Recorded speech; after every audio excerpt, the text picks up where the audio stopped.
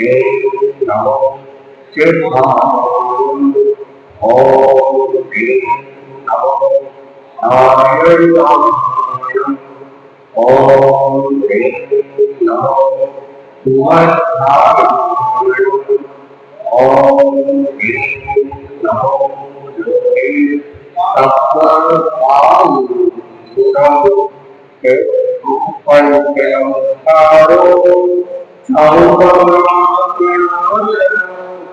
मंगलांग सौलेशो परमं भवै मंगलम् परमं भवै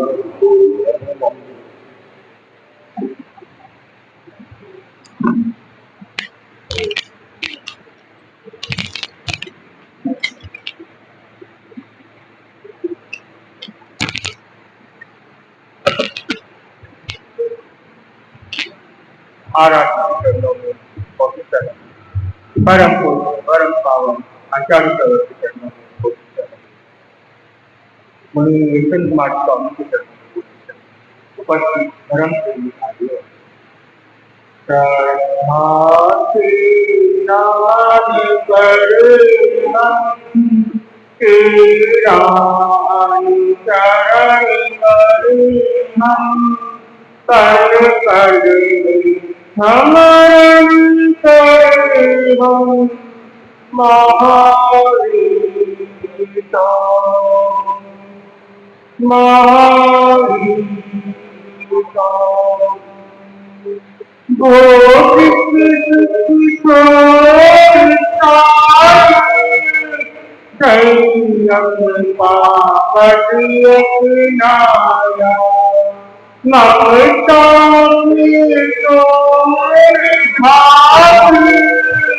आत्मा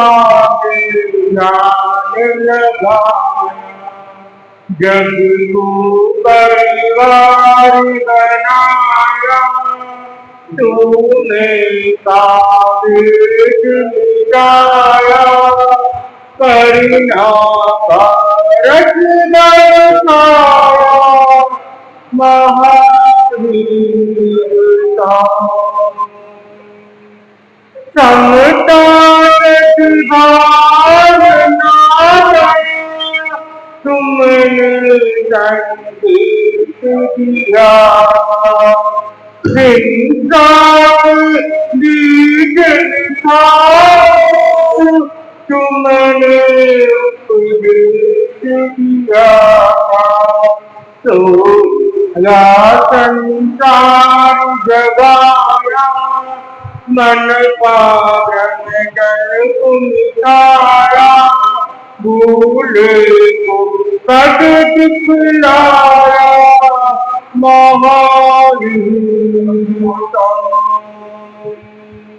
दीनों दर्शों में तुमने आत्मिक विश्वास जगाया दुखित पीड़ित मानस में अभिनव उल्लास जगाया शिक्षाए मंगल पाणी गुण फूलों की गुणवाणी हमने सारे महावीर श्रद्धा से नमन करें हम तेरा अनुसरण करें हम कल कल समरण करें हम महावीर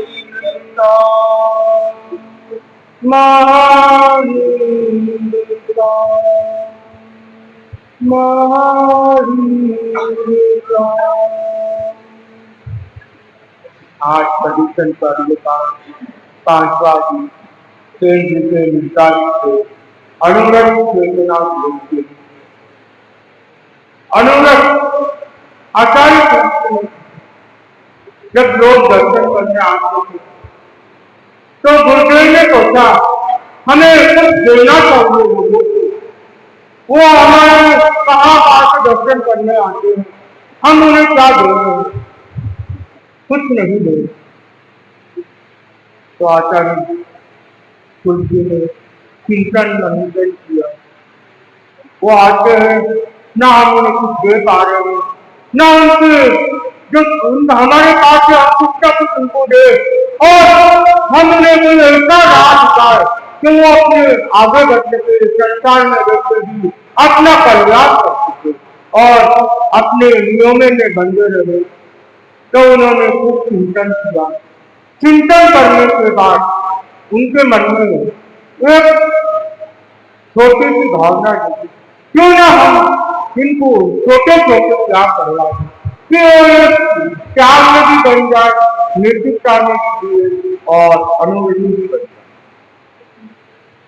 तो मार्च 1 तारीख 1949 को गुरुदेव ने सरदार शहर में इस नियम का घोषणा की। तो गुरुदेव ने फरमाया कि कोई नियम लेना चाहे तो खड़े हो जाए। गुरुदेव ने एक पेन और किताब लेके बैठे थे कि कितने नाम आएंगे। उनको उम्मीद नहीं थी कि 8-10 नाम से ज्यादा क्या आएंगे, ज्यादा से ज्यादा 20 नाम आ जाएगा। लेकिन एक करके जब नाम लिखते गए, एक साथ 60 नाम आ गए और देखते देखते और बहुत सारे नाम। तो गुरुदेव ने फरमाया अभी एक बार नहीं रुक जाओ, लिखते लिखते मैं थक गया हूँ, अब कल लिखने का भाव। और अगले दिन वापस उनको उस क्रम को आगे बढ़ाया और गुरुदेव ने उसे अनुव्रत नाम। जब गांधी जी थे उस समय 2 किताब अपने यहाँ से गांधी जी को भेंट की गई थी। एक थी अहिंसा, एक थी जीवन जीने की कला।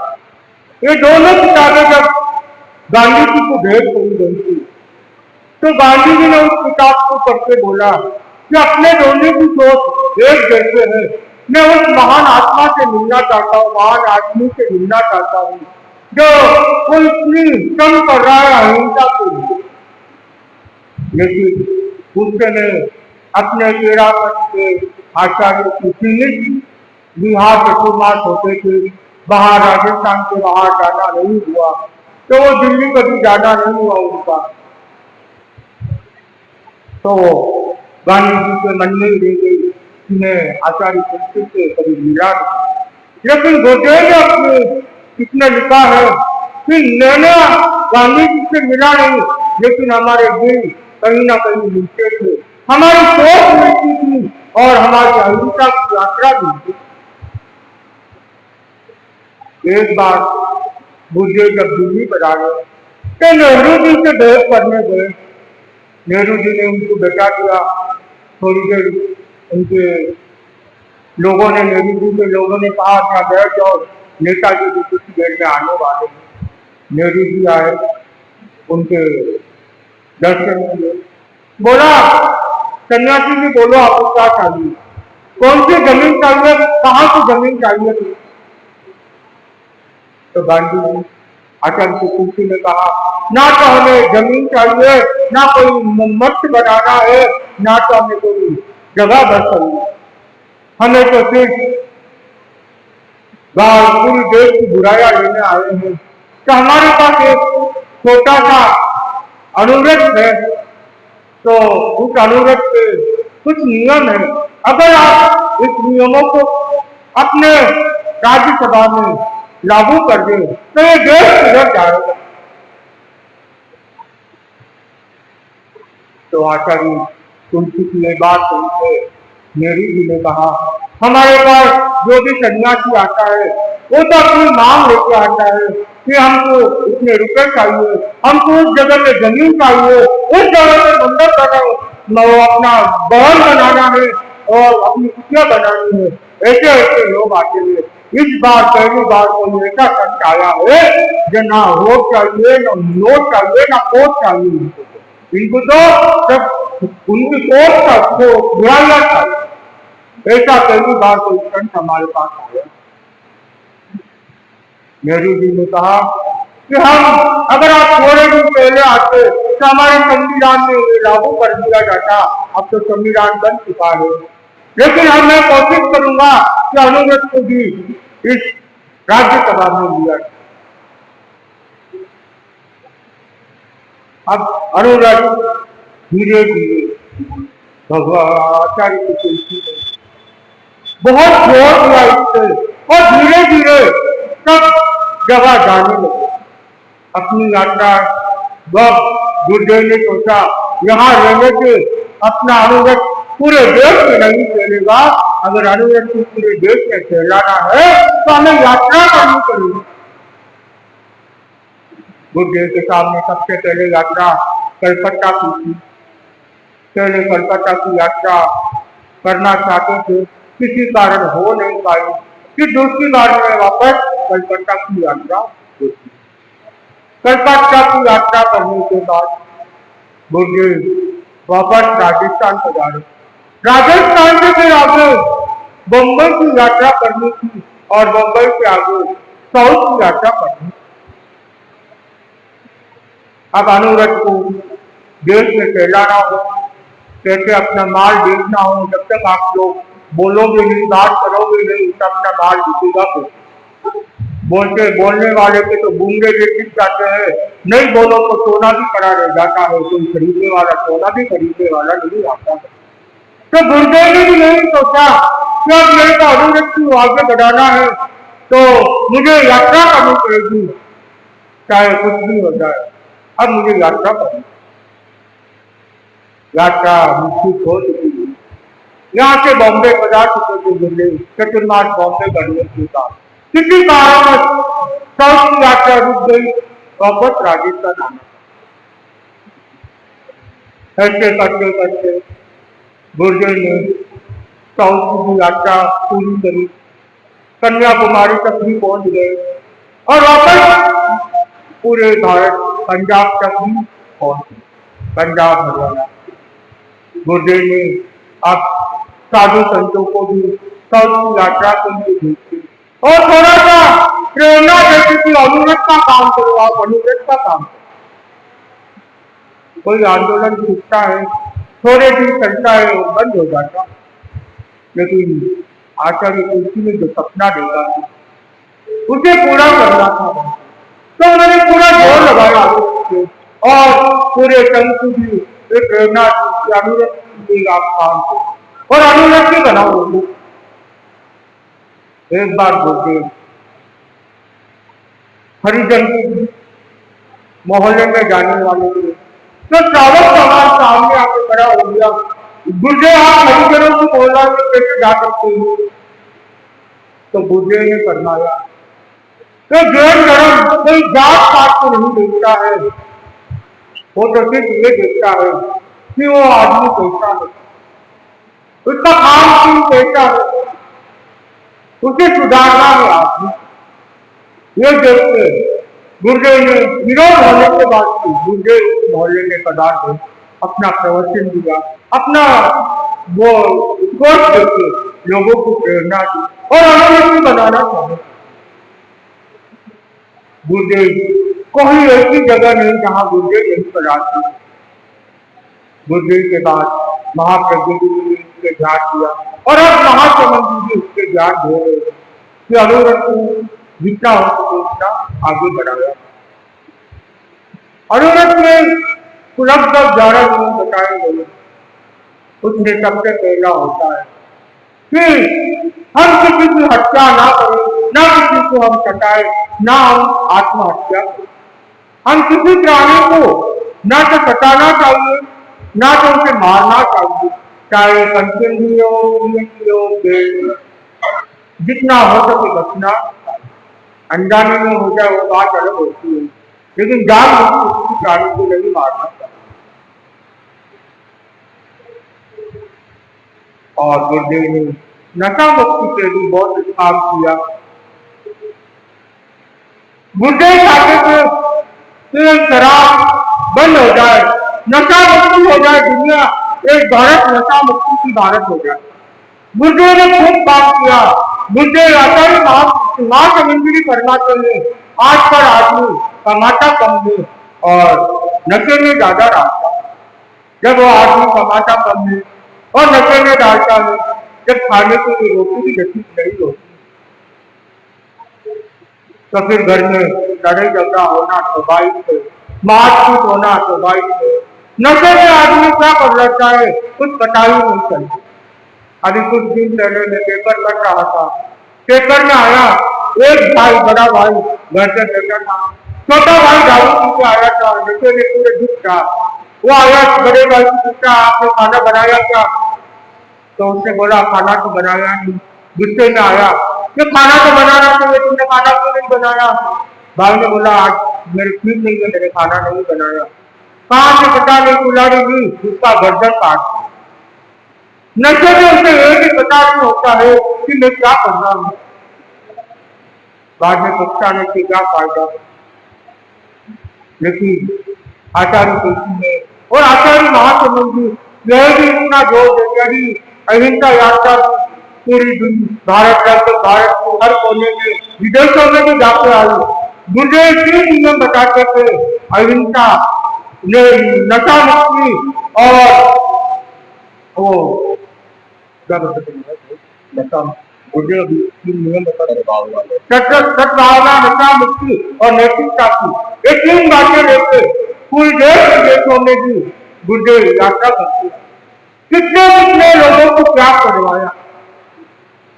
और हम लोग, जैसे मैं साउथ का हूँ, तो हमने वहां के लोगों को देखा है, उनका एक नियम दिमाग में बैठा हुआ है, हमको रोज के 500 रुपये कमाने, 200 रुपये घर पे देने हैं, 300 रुपये का दारू पीना, 250-300 रुपये का दारू पीना, और 500 रुपये रिक्शा वाला हो, चाहे कूली वाला हो, चाहे कोई मजदूर हो, वो क्या करते हैं, सुबह आते हैं, 500 रुपये कमा लेते हैं, 11 बजे कमा लिया, घर चले जाते हैं, उसके बाद वो कोई काम नहीं करेंगे।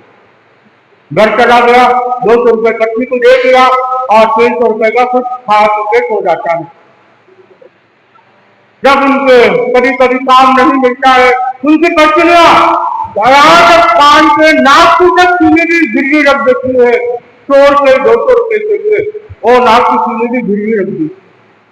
वहां के लोग इसलिए ऊपर नहीं आते क्योंकि वो नशा नहीं छोड़ सकते। एक बार एक अलमारी हमारे यहाँ चढ़ाने की दूसरे फ्लोर पे, तो हमने बहुत कोशिश की, वजन ज्यादा तक नहीं पाई, 3-4 मजदूरों को बुलाया, उन्होंने 5 मिनट में अलमारी दूसरी फ्लोर पे चढ़ा दी। मैंने भैया को बोला तो हम 10 जने लोग होके भी अलमारी चढ़ा नहीं पाए, एक बार 3-4 लोग होके भी चढ़ा दिए। भैया ने बोला ये सब नशे में है, इनको इतना भी ध्यान नहीं है, वजन कितना है। जब नशे में होता है वो क्या काम कर रहा है उसको इतना भी पता नहीं चलता है, सब थक जाते हैं, वो नशा कर लेते हैं। उनको 500 रुपए की जरूरत होती है, उनको और कोई काम की पैसे की जरूरत नहीं, लेकिन ये आगे का किसी का नहीं सोचते। गुरुदेव ने छोटे छोटे नियम बनाए कि छोटे छोटे क्या कर लो और अपना जीवन को सुखी बनाओ।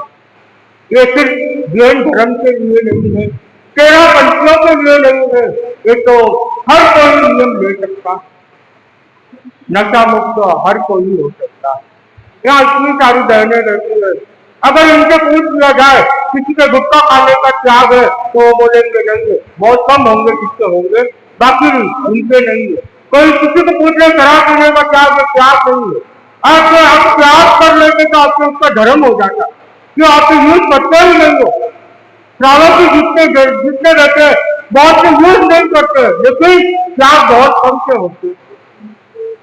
अगर त्याग कर लेते हैं तो उसकी सीमा हो जाती है, और सीमा होने के बाद हम बन जाते हैं। सारे त्याग में जीवन हो जाता है, अनुव्रत का एक पालन हो जाता है। हम भ्रूण हत्या नहीं करें, आत्महत्या नहीं करें, उसका भी तो त्याग किया जा सकता है। मैं बहुत जनों को कहता हूँ, बहनों को तो खासकर कहता हूँ, आप दिन का 10,000 लीटर पानी रख के बाकी का त्याग कर लो। एक दिन में 10,000 लीटर पानी नहीं लगता है, चाहे रसोई में काम करो, नाना करो, धोना करो, कपड़े धो, कुछ लो, 10,000 रुपये नहीं लगता। एक दिन में 5 किलो सब्जी से ज्यादा खाने का त्याग कर लो, बनाने की सब्जी का त्याग कर लो, कोई विशेष कारण हो तो कोई मेहमान आ जाए तो दोस्तों तो बात अलग होती है, उसका भी त्याग कर लो, बाकी सब जीवों की अबेदान हो जाएगा। कल के 2 किलो से ज्यादा नहीं खाऊंगी एक दिन का, वो भी त्याग किया जा सकता है, उससे बाकी सबको अबेदान मिल सकता है। हम चाहे छोटे छोटे त्याग करके भी अपने जीवन को सुधार सकते हैं। और अभी समय भी हो रहा है, हमें आगे भगवान ऋषभ देव और आगे तीर्थंकरों की भी सुनना है। अब इसी के साथ अब आगे बढ़ते हैं तीर्थंकरों के बारे में। अब बात कर रहे थे ऋषभ देव भगवान, ऋषभ देव भगवान ने अब बाहुबली और भरत के बीच युद्ध हो चुका था और बाहुबली ने अपना लौट करके पंचमुखी लौट करके विकसित हो गया और युद्ध मैदान से वो जंगल की ओर चला। जंगल की ओर जाने के बाद वो वहां साधना में खड़ा हो जाता है। उसके मन में भावना जगती है, अगर मैं ऋषभ देव भगवान के पास जाऊंगा तो मेरे स्थानीय भाई विकसित हुए, उनको वंदना करने पड़ेगी, वो मेरे से छोटे हैं, मैं उनको कैसे वंदना करूंगा। बस वो एक अहंकार वो ऋषभ देव भगवान के पास लेके नहीं जाता है। वो साधना जंगल में ही ध्यान में खड़े हो जाते, लगभग 1 साल का और आसपास हो जाता है। वो ध्यान में लीन रहते हैं। उनके शरीर के कितने चिड़िया ने घोंसला बना दिया और जो बेल चलती है पत्तों की, वो शरीर के पूरी लटक गई और कितने जानवरों ने अपने पैरों में लटक दिए, सांप तक अपने शरीर से निकल दिए, फिर भी उनको कोई चिंता नहीं थी, उनको तो बस अपने ध्यान में मत। एक दिन साधिया बैठी हुई रहती है, साधी सुंदरी और ब्राह्मणी के सामने ये बात चलती है कि बाहुबली ने भिक्षा ली। जब सुंदरी को ये बात पता चलती है कि मेरे भाई ने भिक्षा ले ली और हमें पता भी नहीं, उन्होंने भिक्षा कब ली और भगवान के पास क्यों नहीं गई,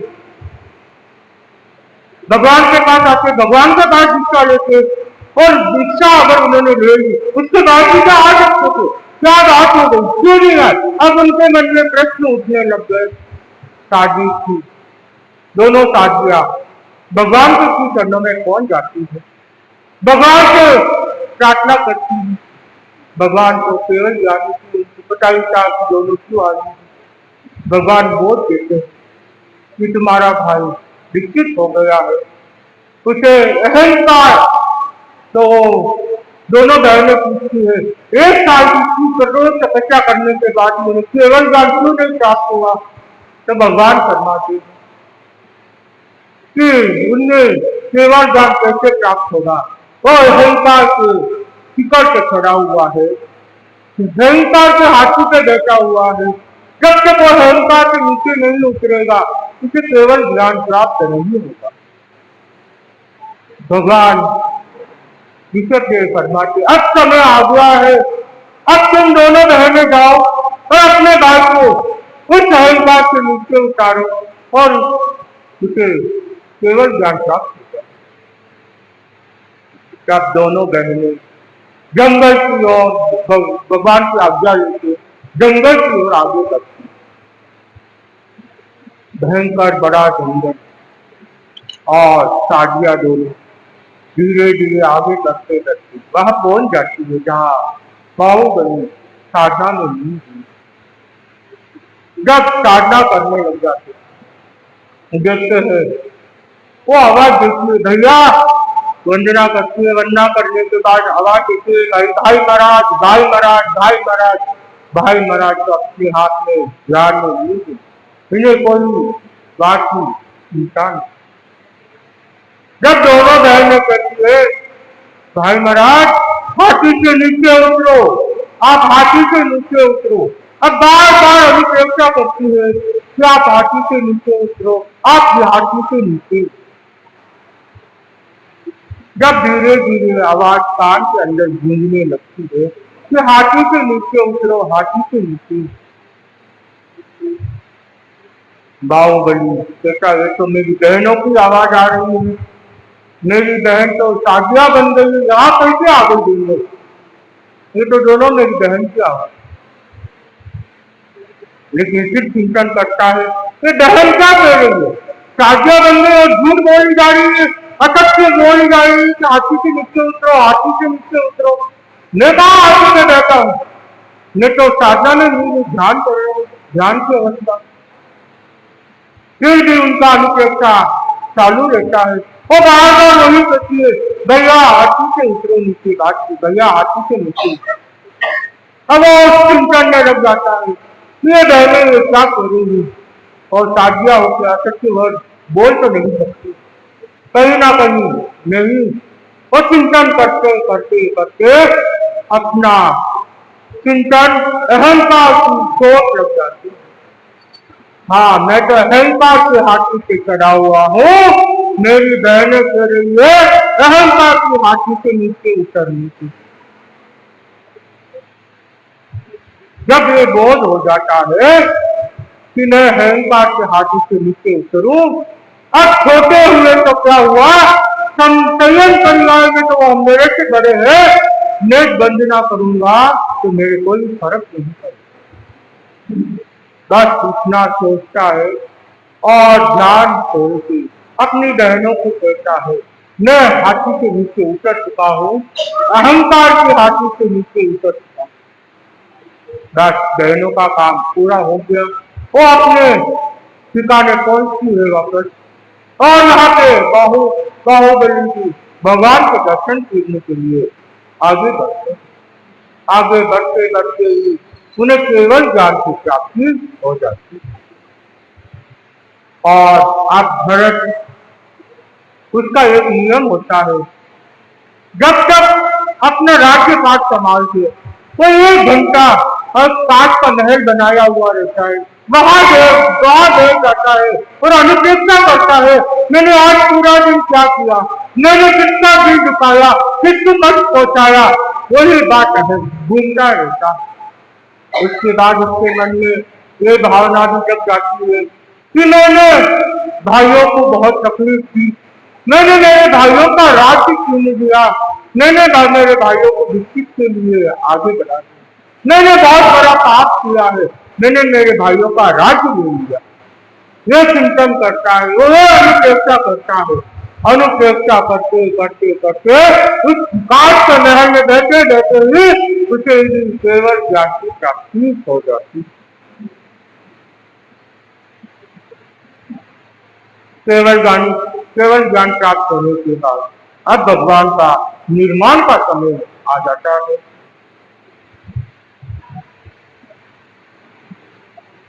तीसरे आरे को 3 साल 8.5 महीने और 6 दिन बाकी, 8.5 महीने और 15 दिन कुछ बाकी रहते हैं, उस समय भगवान ऋषभ का निर्माण का समय आ जाता है। जब निर्माण का समय आता है, भगवान ऋषभ को पता चल गया कि अब हमारा निर्माण का समय आ चुका है और हमें अब वो एक पर्वत पे चढ़ जाते हैं, कैलाश पर्वत पे चढ़ते वहां अनशन कर लेते। 6 दिन का अनशन के बाद भगवान ऋषभ देव माघ कृष्ण त्रयोदशी के दिन उनको मोक्ष पदा जाते निर्माण हो जाता है। उनका जीवन काल 84 लाख पूर्व का होता है और उनके साथ 10,000 साधु भी वहां कैलाश पर्वत पर पहुंच जाते हैं।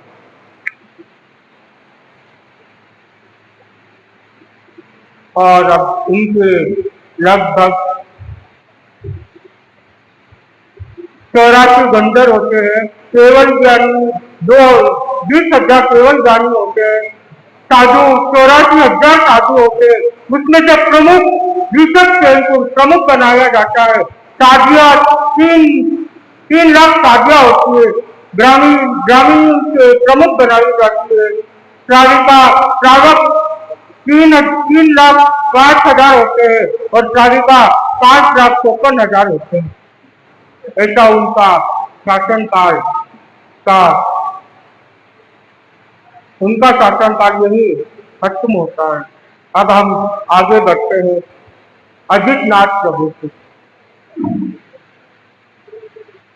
अजितनाथ प्रभु का एक भाव बताया गया है। वैसे तो बहुत सारे भाव हुए होंगे। विमल विभाग नाम का एक श्रावक था। वो श्रावक एक राजा का पुत्र था और राजकुमार होने के कारण राजा पूरा राज्य उसे सौंप कर विकसित हो जाते हैं। विकसित होने के बाद विमल विहार अपना राज्यपाठ संभालता है। राज्यपाठ संभालते संभालते संतों के संपर्क में आता है। संतों के संपर्क में आने के बाद वो देखता है पिता की मेरी दीक्षा लेती है, मेरे को भी मेरा राजपाट किसी और को मेरे पुत्र को सौंप दे, मुझे भी दीक्षित होना। जब उसके मन में ये भावना आती है और वो मुनि से प्रार्थना करता है, मैं भी दीक्षित होना चाहता हूँ, मेरा राजपाट मेरे पुत्र को देते, मैं भी आपके साहित्य में दीक्षा लेना चाहता हूँ। और वो अपना राज्यपाट अपने पुत्र को देके दीक्षित हो जाता है। दीक्षित होने के बाद लंबी लंबी तपस्या करते हैं, बड़ी बड़ी तपस्या, कठिन कठिन तपस्या करते हैं। तपस्या करने के बाद उनको तीर्थंकर गोत्र का बंधन हो जाता। जब तीर्थंकर कर्म का बंधन होने के बाद वो अपना आयुष्य पूरा कर देवलोक में प्रकट होते हैं। देवलोक में प्रकट होने के बाद वापस एक दो रानियां होती है, उनको 14 स्वप्न आते हैं। दोनों रानियों को एक ही रात में दोनों को 14 स्वप्न आते हैं। जब 14 स्वप्न रानियां देखती है, राजा को कहा जाता है कि हमने 14 स्वप्न देखे हैं। राजा स्वप्नकार को बुलाते हैं और स्वप्न के बारे में पूछते हैं। तो राजा स्वप्नकार कहते हैं, एक तुम्हारे यहाँ तीर्थंकर होने वाला, जो तीर्थंकर जन्म लेगा और एक चक्रवर्ती जन्म लेगा। अब रानिया और राजा बहुत खुश हो जाते हैं कि हमारे यहाँ दो दो महान आत्माएं प्रकट होने वाली, और अपना गर्भकाल खूब ध्यान से वो पूरे महीने पूरे करते। गर्भकाल पूरे होने के बाद दोनों एक ही दिन पुत्र को जन्म देते। दोनों ने एक साथ पुत्र को जन्म देते और पुत्र का जन्म, एक का नाम अजय रखा जाता है और दूसरे का नाम अजित रखा जाता है। अब दोनों को बाल अवस्था में कहते हैं, खेल के कूद के अपने अध्ययन करने के लिए बाहर जाते, अध्ययन पूरा करके युवा अवस्था में वापस आते। युवा अवस्था में आने के बाद राजा देखता है कि अब मैं अपने राजकुमार को राजपाट सौंप के मैं दीक्षित हो जाऊं और अपने बड़े पुत्र अजित को अपना राजपाट सौंप के दीक्षित हो जाते। अब राजपाट अपने हिसाब से अजित चलाता है और जहां भी जाता है वो अपना विजय रंग पे आता और प्रजा भी बहुत खुश होती है कि अजय जब से राज संभालने लगा है, प्रजा में और राज्य में बहुत शांति है, बहुत आनंद है। और युवराज अजित वो भी उसके भाई का पूरा साथ लेता है। वो आगे जाकर चक्रवर्ती बनता है और यहाँ पे अजितनाथ सोचते हैं कि अब मुझे विकसित होना है, अपना राज्यपाट संभालूं, अब मेरे युवराज को राज्यपाट देकर मुझे विकसित होगा।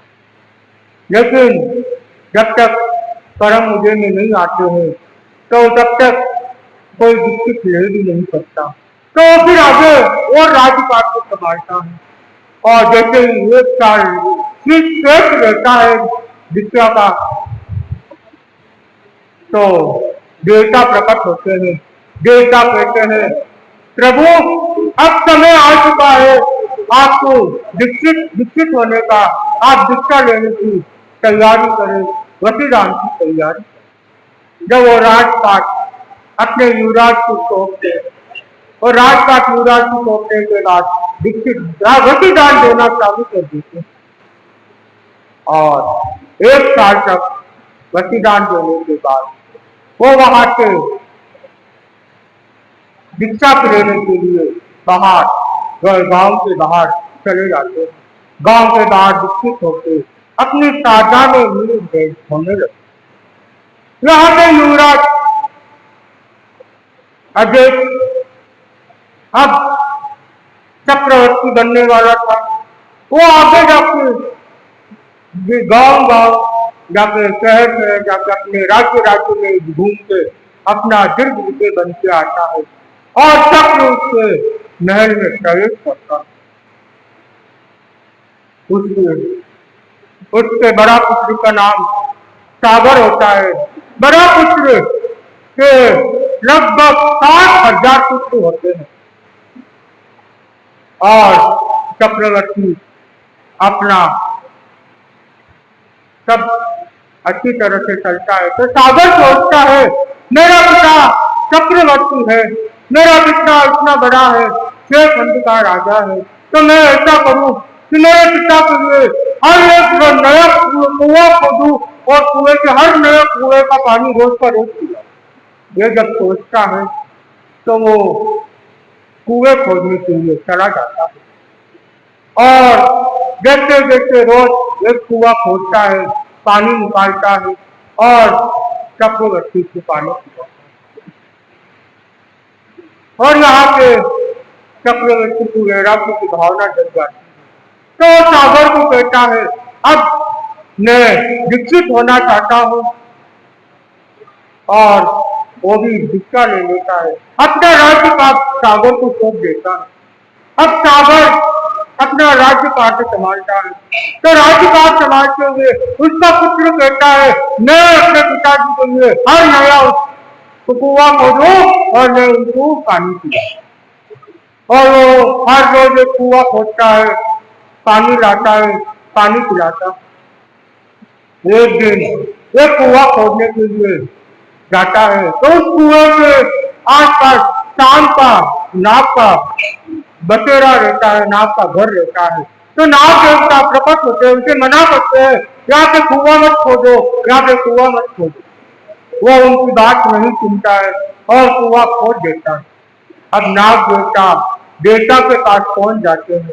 देवता को कहते हैं कि हमने उनसे कहा था लेकिन उन्होंने माना नहीं, हमारा आप रक्षा करें, हमारी रक्षा करें। देवता भी प्रकट होते हैं, उसे समझाते हैं कि यहाँ पे मत करो, यहाँ नाग देवता का निवास है। लेकिन वो भी सुना अनसुना कर लेता है और वो कुआं खोदता है वहां।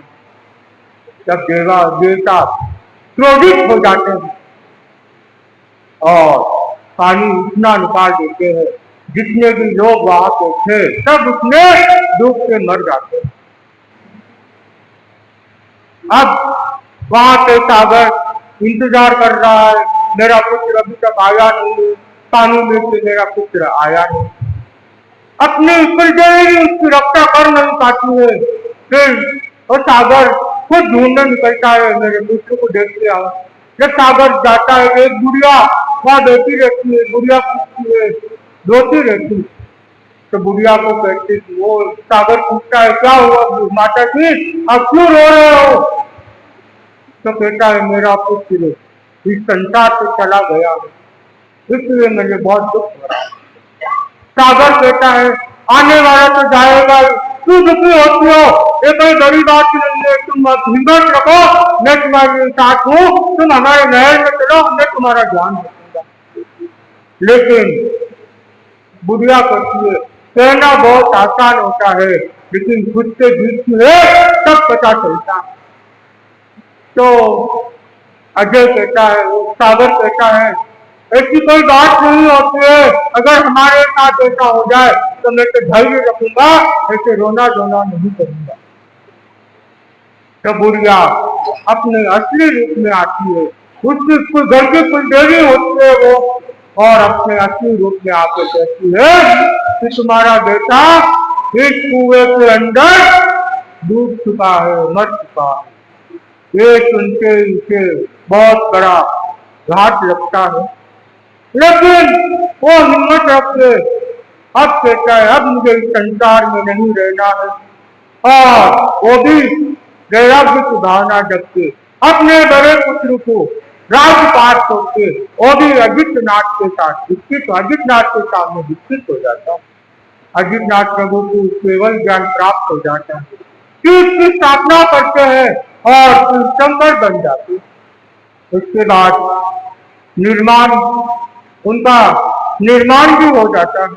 निर्माण के समय उनका आयु 71 लाख पूर्व होता है, और उनके साथ केवल जानू 22,000 होते हैं, और साथ ही संत 1 लाख संत प्रसादों होते हैं, और सत्या 3,30,30,000 साधिया होती है, और श्रावक 2,58,000 होते हैं, और श्राविकाएं 5,43,000 होते हैं। और इन दोनों ऋषभदेव और अजितनाथ प्रभु की हमने 4-5 दिनों में घटना सुनाई। इसमें कोई त्रुटि हो गई हो, बोलने में कुछ भी हो गया तो प्रभु के प्रति, उनकी आत्मा के प्रति बहुत कामना करता हूँ। इसी के साथ ओम। 13 पंथ महिला मंडल और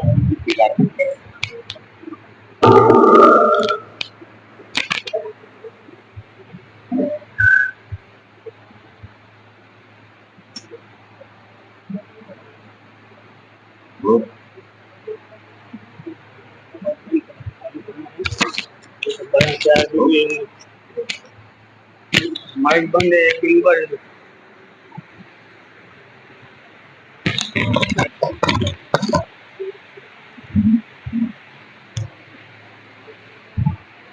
2 मिनट रुक जाओ, 2 माइक बंद करिए बस।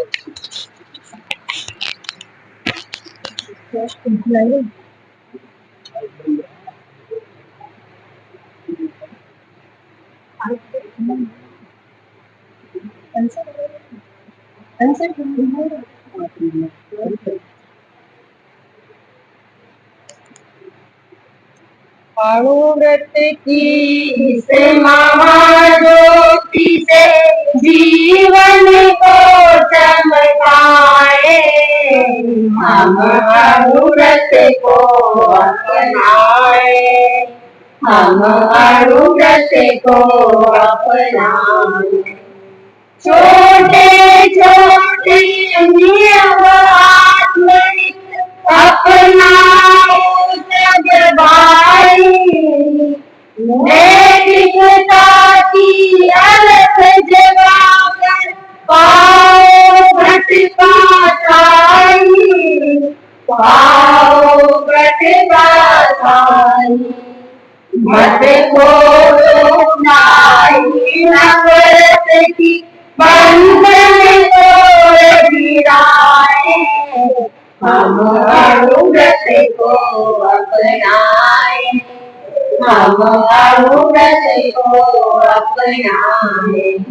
भौतिकता में डूब रही नई सदी के राही, वो पाने करने टिकता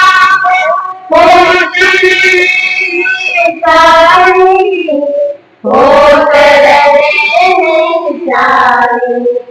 अणुव्रत दर्शन कर जीवन को महकाए, हम अणुव्रत को अपनाए, हम अणुव्रत को अपनाए। अणुव्रत से तस्वीर बनाओ सदा देश की उजली, क्रोध पलट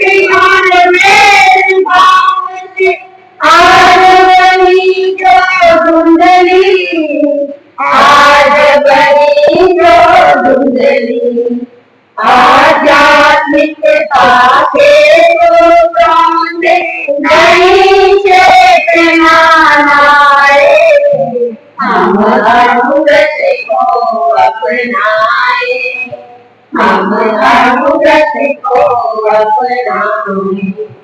जतन और तन में मान भूल प्रभु को, जग दर्शन में पट कराए, मुख्य मार्ग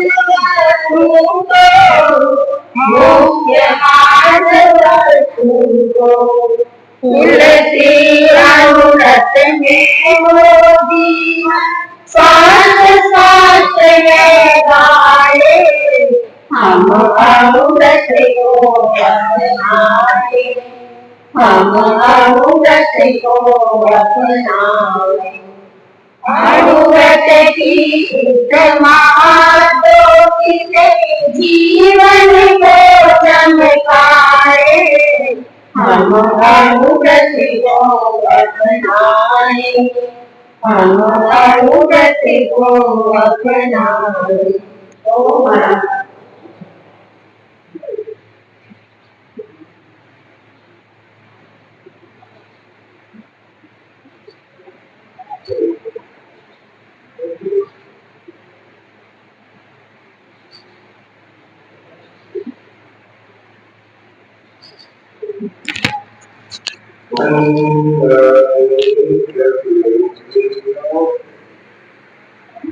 ओम शीते पाद संस्कृति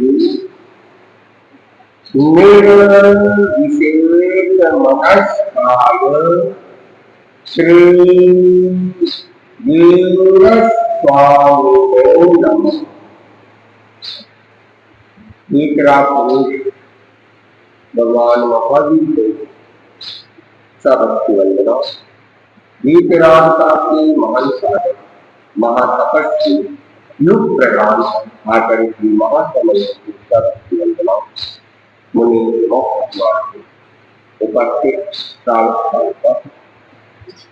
भगवान महावीर के जीवन चरित्र चल रहा है और कल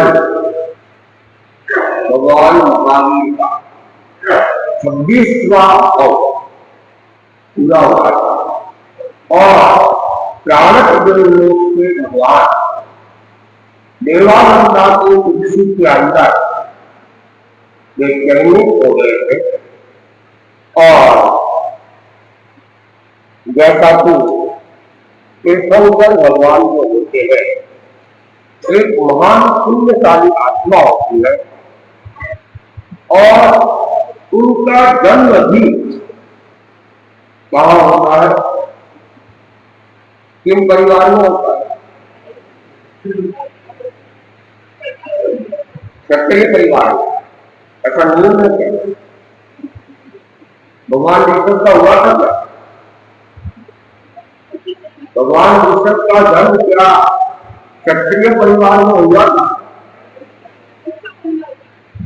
हाँ, क्षत्रिय परिवार में ही जन्म होता है ऐसा नियम नहीं। जो उस समय का प्रमुख परिवार होता है, सत्तासीन परिवार होता है या सम्मान्य परिवार होता है, कुलीन परिवार होता है, उसमें तीर्थंकरों का जन्म होता है। भगवान ऋषभ का जन्म हुआ तब क्षत्रिय ब्राह्मण शूद्र ये व्यवस्था हुई हो, लेकिन उस समय कुलकर की व्यवस्था थी, नाभिराज कुलकर थे और उस समय ये सबसे सम्मान्य व्यक्ति माने जाते थे। इसलिए भगवान ऋषभ का जन्म कहाँ हो गया था? कुलकर के घर हो गया, क्षत्रिय के घर नहीं। और इसलिए अब ब्राह्मण जो व्यवस्था थी, ब्राह्मण व्यवस्था को वैसे तो सम्मान्य व्यवस्था थी और पूजनीय व्यवस्था थी, लेकिन उसके बावजूद ब्राह्मण की जीवनचर्या थी वो यातना के द्वारा होती थी, भिक्षा के द्वारा उनका जीवन यापन होता था। तो भगवान महावीर ऐसे याचक कुल के अंदर गर्भ में आ गए और एक दिन सत्येंद्र ने क्या देखा कि भगवान का अनिश्चित शरीर देवानंदा ब्राह्मणी के गर्भ में विकसित हो रहा है। और सत्येंद्र ने चिंतन किया, ये कैसे हो गए, ये तो होने वाले तीर्थंकर है और तीर्थंकर भगवान याचक कुल में जन्मेंगे, ये तो उचित नहीं है। क्योंकि तीर्थंकर धन सत्तासीन कुलीन परिवारों में ही होता आया है, तो फिर ये एक नया आश्चर्य घटित हो जाएगा। और उन्होंने सत्येंद्र ने चिंतन किया कि क्या करना चाहिए, और चिंतन करने के बाद अपने जो उनकी देव उनकी देव थे उसमें एक देव का हरिणी थे, उसको बुलाया और बुलाकर कहा कि अंतिम के तल पर देवानंदा की कुक्षी में है, उन्हें क्षत्रिय कुंजग्राम के नायक सिद्धार्थ की रानी कृष्णा के गर्भ में स्थापित कर दो, और कृष्णा का जो गर्भस्थ बच्चा है उसे देवानंदा की कुक्षी में। तो इस प्रकार हरिणी देव उसने इंद्र की आज्ञा को स्वीकार किया और उनको नमस्कार करके वह कहा आ जाता है, ब्राह्मण कुंड ग्राम के अंदर आता है। यहाँ देवानंदा ब्राह्मण गहरी नींद के अंदर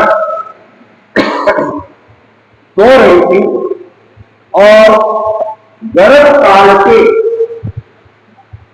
कन्याश्री रात्रि थी।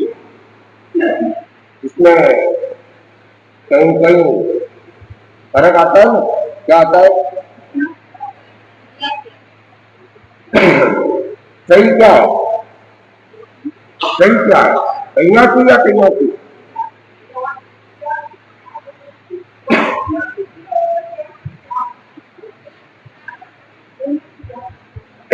ऐसा है कि जहां कन्याश्री की संख्या आती है वहां कन्याश्री दिन की बात आती है, कन्याश्री दिन, और जहां कन्याश्री की संख्या आती है वह कन्याश्री रात की बात है।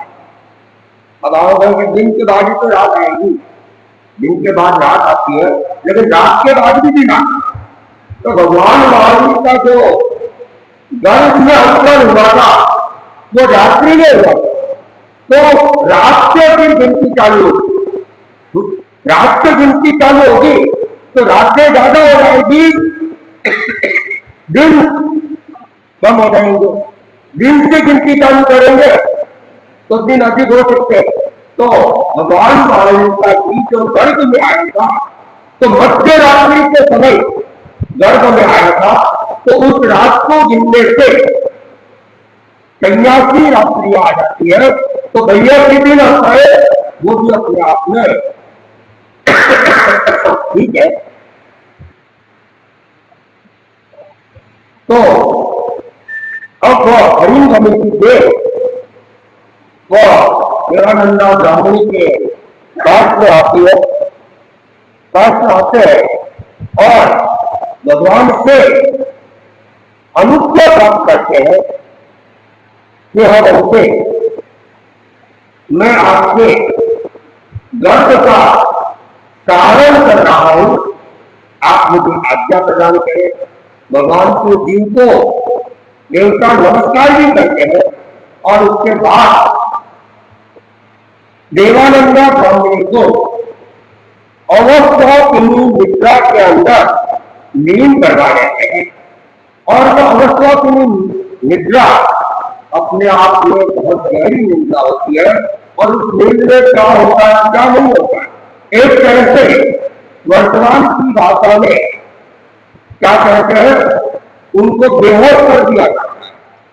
इंजेक्शन लगाया और बेहोश कर दिया, और बेहोश करने के बाद उसके शरीर को चीर फाड़ करके वो भी करना है, ऑपरेशन उनका कर लेते। तो एनेस्थीसिया का काम हरिंद्र देव ने किया था। हम देखते हैं कि वर्तमान का विज्ञान कहां से कहां पहुंच गया। एनेस्थीसिया होता है, आदमी को कभी भी सुला जाता है, मिट्टी जैसी स्थिति में ले जाता है, मस्तिष्क को खोल देता है। लेकिन ये काम पुराने जमाने में भी होता है, और कई काम हरिंद्र देव ने किया। और उनको अवस्था की भी निद्रा का नींद करने के बाद बिंद जो था भगवान का, उसको वो दोनों हाथों के अंदर ग्रहण करते हैं, सम्मान के साथ उनको वो कृष्णा के वहां ले जाते हैं। कृष्णा को भी अवस्था की निद्रा के अंदर लीन कर देते हैं, और कृष्णा के गर्भस्थ को देवता बाहर निकालते हैं, और फिर ये भगवान महावीर के रूप को स्थापित करते हैं। और स्थापित करने के बाद क्या करते हैं, पुनः भगवान को नमस्कार करते हैं, और उस वीर को ले जाकर कहां पे, देवानंदा ब्राह्मणी के घर के उनके घर के अंदर पुनः स्थापित करते हैं। इस प्रकार गर्भ का क्या है, ट्रांसफर हो गया, परिवर्तन हो गया। आज का विज्ञान भी करता है, लेकिन ये काम मेरा नहीं, ये काम भी पुराना। क्योंकि जो आज का विज्ञान कर रहा है, हम कह रहे हैं 2500 वर्ष पहले का इतिहास इस बात को स्वीकार करता है कि गर्भ को बदला जा सकता था, और 2500 साल पहले ही नहीं, लाखों वर्षों पहले भी ये काम होते आए थे। और भगवान अरिष्ट देवी के समय वासुदेव कृष्ण की माता देवकी के बच्चे, गर्भस्थ बच्चे, उन बच्चों को देवता ने, हरिंद्र देव ने कहा स्थापित कर दिया था, सुलता की कुक्षी के अंदर।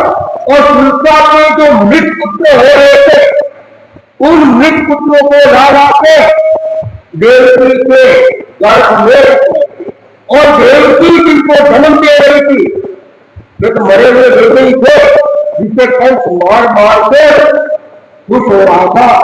लेकिन वो तो करने ही मरे, वो तो मानसिक हिंसा ही कर रहा। और देवकी को पुण्यशाली माता थी, उसके जो बच्चे थे वे कहीं और जन्म ले रहे थे।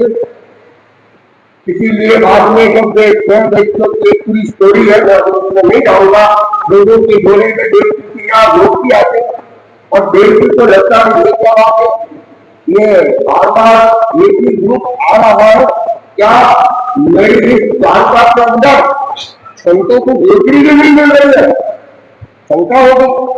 और वो आज में जाकर पूछती है कि क्या जानकार के अंदर भक्ति भावना में कमी है कि एक ही ग्रुप को बार बार लोगों को भिक्षा पे चलाना था। और हम इसको नहीं कहते हैं कि द्वारका में कोई कमी नहीं है, द्वारका की भक्ति भावना बहुत तीव्र है, और तुम जो सोच रही हो वो भी ठीक नहीं है। तुम्हारे द्वारा एक लोग दूसरी बार आएंगे, अरे अभी मैंने 3 बार उनकी कर रही थी कि क्या भाई है, क्या भाई एक जैसे दिखते हैं।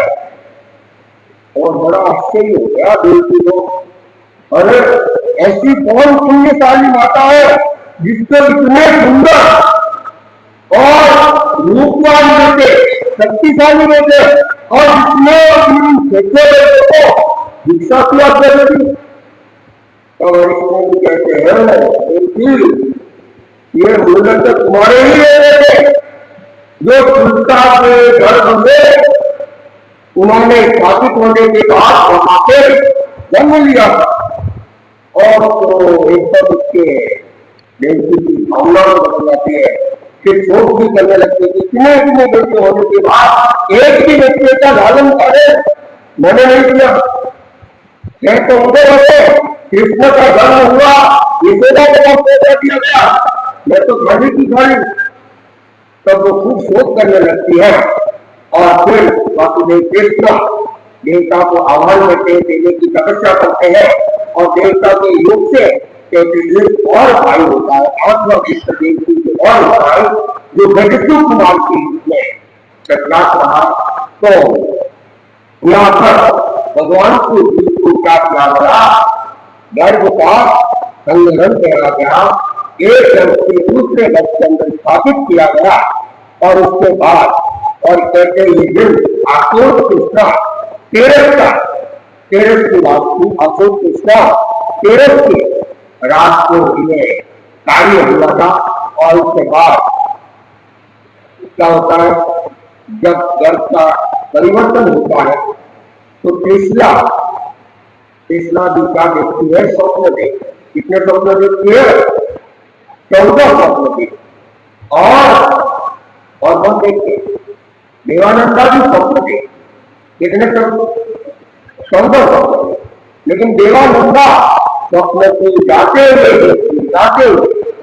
और कृष्णा स्वप्न को आते हुए देखती है। जो देवानंदा के गर्भ में जब भगवान आए थे तब उसने स्वप्न को ग्रहण किया था और भगवान का जो गया तो स्वप्न भी साथ में चले जाते हैं। और कृष्णा 14 स्वप्नों को देखती है कि सिद्धार्थ को सारी बात बताती है। सिद्धार्थ ने अपने घर से उसका परिणाम बताया, फिर स्वप्न पाठकों को दिलाया और 14 स्वप्नों का वर्णन उनके सामने किया गया और सभी स्वप्न पाठकों ने एक मन से कहा, ये तो इस अवसर के निकाल के अंतिम तीर्थंकर का भी कृष्णा की कुर्सी में आ रहा है और अंतिम तीर्थंकर के रूप में अवतरित होने वाले हैं। तो इस प्रकार भगवान का जीव कृष्णा के गर्भ के अंदर विकसित हो रहा था और कैसे 7 महीने पूरे हुए। 7 महीने पूरे होने के बाद एक दिन भगवान औधी दर्शन से देखते हैं कि मां को क्या हो रहा है, पीड़ा हो रही है, बच्चा गर्भ में होता है, हाथ पैर चलाता रहता, हाथ पैर चलाएगा, उछल कूद करेगा, पीड़ा तो होनी है। तो भगवान ने देखा कि मेरे कारण से मां को कष्ट हो रहा है। भगवान को क्या है, होने वाले अहिंसा के अवतार थे, करुणा के अवतार थे और भला ये मां को कष्ट देके हिंसा कैसे कर सकते थे। तो उन्होंने अपने आप को क्या कर दिया, संयमित कर दिया, स्थिर कर दिया, ध्यानस्थ कर दिया, हाथ पैरों को हिलाना बंद कर दिया। अब हाथ पैर में हिलाएंगे तो भगवान को भी कष्ट होगा, लेकिन उन्होंने वहां के कष्टों के सामने खुद के कष्टों को परवाह नहीं की और अपने आप को स्थिर कर दिया। लेकिन जैसे ही बच्चा स्थिर हुआ, हलन चलन बंद हुई और कृष्णा को महसूस हुआ क्या बात है, बच्चा तो हिलजुल नहीं रहा है, कहीं मेरा दर्द अंदर ही खत्म तो नहीं हो गया। अब कृष्णा को चिंता बन गई, शोकग्रस्त हो गई, उदास हो गई, मायूस हो गई और चारों तरफ ये बात फैल गई और राजमहल के अंदर सन्नाटा था। जो राज राजनिया कर रही थी सब कुछ बंद और वातावरण शोक का निर्मित हो गया। थोड़ी देर के बाद भगवान ने फिर औधी दर्शन का प्रयोग किया कि कम से कम अब तो माता को कोई शांति मिल गई होगी, प्रसन्नता मिल गई होगी। तो वो माता की प्रसन्नता को देखने के लिए पुनः औधी दर्शन का प्रयोग करते और औधी दर्शन का प्रयोग करके तो क्या देखते हैं, ये तो पूरा घर का वातावरण ही मायूस हो गया है। माँ भी बड़ी दुखी है, चिंताग्रस्त है। और इस सब का कारण कौन है? मैंने अनुसरण किया और इन लोगों ने सोच लिया कि बच्चा तो अंदर ही मर गया है और ये लोग अब मातम बना रहे, शोक बना रहे। तो उसको देखा रहे एक बड़ा अनर्थ है। और बच्चे ने फिर क्या किया कि अपना जान पूरा करो और उसने फिर हाथ को मांगने चालू कर दिए, अनंतरण चालू हुआ और उधर माता की स्थिति लौट के आ गई और वातावरण पुनः प्रसन्नता नहीं हो गया। बालक ने गर्भ के अंदर चिंतन किया तो मेरी माता पिता की मेरे प्रति कितना स्नेह है और अगर मैं इनके जीवित रहते दीक्षा ले लूंगा तो पता नहीं कितना कष्ट होगा, मैं अपने माँ बाप को कष्ट नहीं दे सकता। तो उसने प्रतिज्ञा कर ली, जब तक माता पिता जीवित रहेंगे मैं दीक्षा नहीं दूंगा। माता पिता के स्वर्गवास के बाद ही मैं संयम के मार्ग पर आगे बल्कि अपनी साधना करूंगा। तो भगवान यहाँ पर क्या कर लेते हैं? प्रतिज्ञा कर लेते हैं। और ये प्रतिज्ञा करना अच्छा चाहिए कि नहीं? ये प्रतिज्ञा मोह और ममता का कारण नहीं है, राग का कारण नहीं है। और अभी भगवान दूसरा तो बने नहीं है और तो इसलिए भगवान ने ये प्रतिज्ञा यहाँ पर कर ली कि जब तक माता पिता रहेंगे तब तक मैं इसका नहीं मिलता। और जब ये तो 7 महीने बाद की बात थी, उसके बाद 9 महीने और लगभग 7.5 दिन पूर्ण होते हैं और चैत्र शुक्ला त्रयोदशी मध्य रात्रि के अंदर भगवान उत्तरा फाल्गुनी नक्षत्र के अंदर जन्म लेते हैं। और जब भगवान का जन्म होता है मध्य रात्रि का समय का दास तो शांत वातावरण का निरल शांतिमय और उस समय 56 कुमारियां ले आती है और जितना प्रकृतिकरण होता है विधाई करती है वो काम तीर्थंकर होने वाले गुरुओं के लिए कौन करती है? दिव्य कुमारियां तो सीताओं की स्वामिनी होती है। वे बेटियां आके और प्रसिद्ध करा के एकदम शाम को पवित्र शुद्ध करके बच्चे को वहां के पूरा करते और उसके बाद कौन आते हैं? पहले देवियों के इंद्र सौरमंडल आते हैं और धर्मेंद्र ने क्या किया? माता को फिर एक बार अवस्था निद्रा के अंदर सुना दिया कि जब तक हम अपना काम कर रहे हो शांति से सोए और उस बच्चे को उठा लिया और उस बच्चे की जगह बच्चे के गर्दारी बनाकर वहां पर पूरा करते हैं और इंद्र भगवान अपने 5 रूप बनाते हैं और उन 5 रूपों में अनेक अनेक प्रकार के चौवा वगैरह करने वाले सम्मान के साथ मेरे पर्वत से पंडित बन के वहां से ले जाते हैं और वहां पर एक शिला, उस शिला के ऊपर इंद्र भगवान इंद्र देवता विराजमान हो जाते हैं और पूर्व दिशा की तरफ उनका मुख रहता है और फिर बाकी के 63 इंद्र और इंद्रियां वगैरह भी वहां पे उपस्थित हो।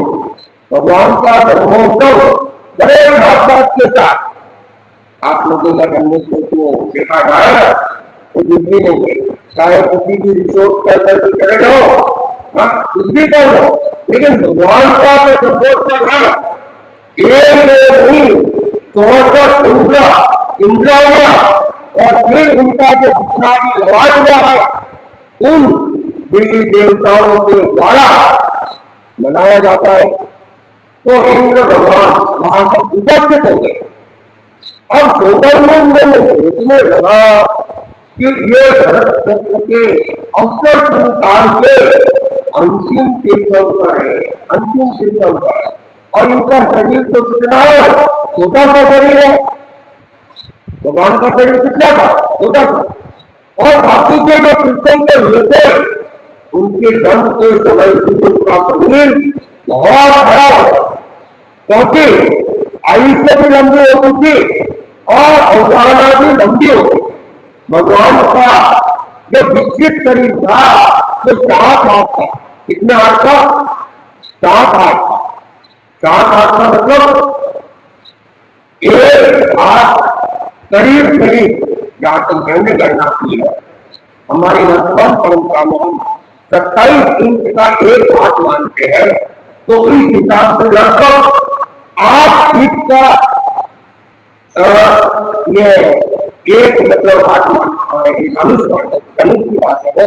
तो भगवान का जो शरीर है 27 इंच के हिसाब से, 27 इंच का एक, उस हिसाब से 7 और भगवान भविष्य का शरीर का वो हाथ में नहीं, मनुष्य में, मनुष्य के 500 मनुष्य का, यानी कि हमारा जो शरीर है 3.5 हाथ का हम लोग अपना शरीर मानते हैं, जो कि 5.5 फीट का लगभग मान लो। और उस हिसाब से 8 फीट का एक मनुष्य, कितने फीट का, 8 फीट का। और 8 फीट अंश कर लो, उतना भगवान भूषण का शरीर था। तो जब जन्म के समय की उस हिसाब से बड़ा होगा तो इंद्र से पूछ रहा है कि बापू के संदर्भ तो बड़े बड़े शरीर वाले थे, इसलिए इतना शराबी से किया गया, सहन कर लिया, लेकिन उनका शरीर तो छोटा है, तो इनके से शराबी से करेंगे 64 भरे पानी, कैसे पालन करेंगे पाएगा। शंका पैदा होने लगी। तीर्थंकरों की वे चिंता करने लगते हैं। और इधर भगवान भी क्या कर रहे थे, भगवान का तो मन नहीं लगता था, कुछ करना पड़ेगा। तो वे गर्भ में भी बार पूजा करते थे। और यहाँ की उन्होंने और उनकी जान से जाना कि इंद्र तो क्या सोच रहा है कि भगवान छोटा शरीर है और इतना करके प्रयत्न कर पाएगा। अनंत बदली होती, अनंत बनी शरीर का छोटा फर्क करने वाला नहीं है, वो कहना पड़े। तो मालिक ने क्या किया, अपनी लीला कर पूजा और बारह पैर भी प्रयोग नहीं किया, 12 पैर उसने क्या है मेरू पर्वत को दबा दिया और पंच करने मात्र से तो मेरू पर्वत से एकदम कंपायमान हो गया। जिस पर्वत को संपूर्ण देव स्तर के देवता इकट्ठे होकर भी पूरी शक्ति लगाकर भी लीला नहीं सकते हैं, वो मेरू पर्वत उठाई नहीं हो गया। ऐसा कैसे हो गया, ऐसा तो कभी हो ही नहीं सकता। और सबका छोटा नंबर ने उनकी दर्शन से देखा क्या क्या होगा, तो क्या देख रहे, अरे ये तो प्रभु की लीला, प्रभु मेरी शंका का निवारण कर रहे हैं कि तीर्थंकर अनंत बलशाली है कि बलिदाना पूर्ति करने वाले तो जयेंद्र मन ही मन उनसे समय यात्रा करता है और फिर उनका जन्मोत्सव इत्यादि से मनाते हैं। और जन्मोत्सव मनाने के बाद क्या करते हैं, पुनः तीसरा वहां आते हैं, यज्ञ रूप को हटाते हैं और मूल शरीर को वापिस वहां पे रख देते हैं।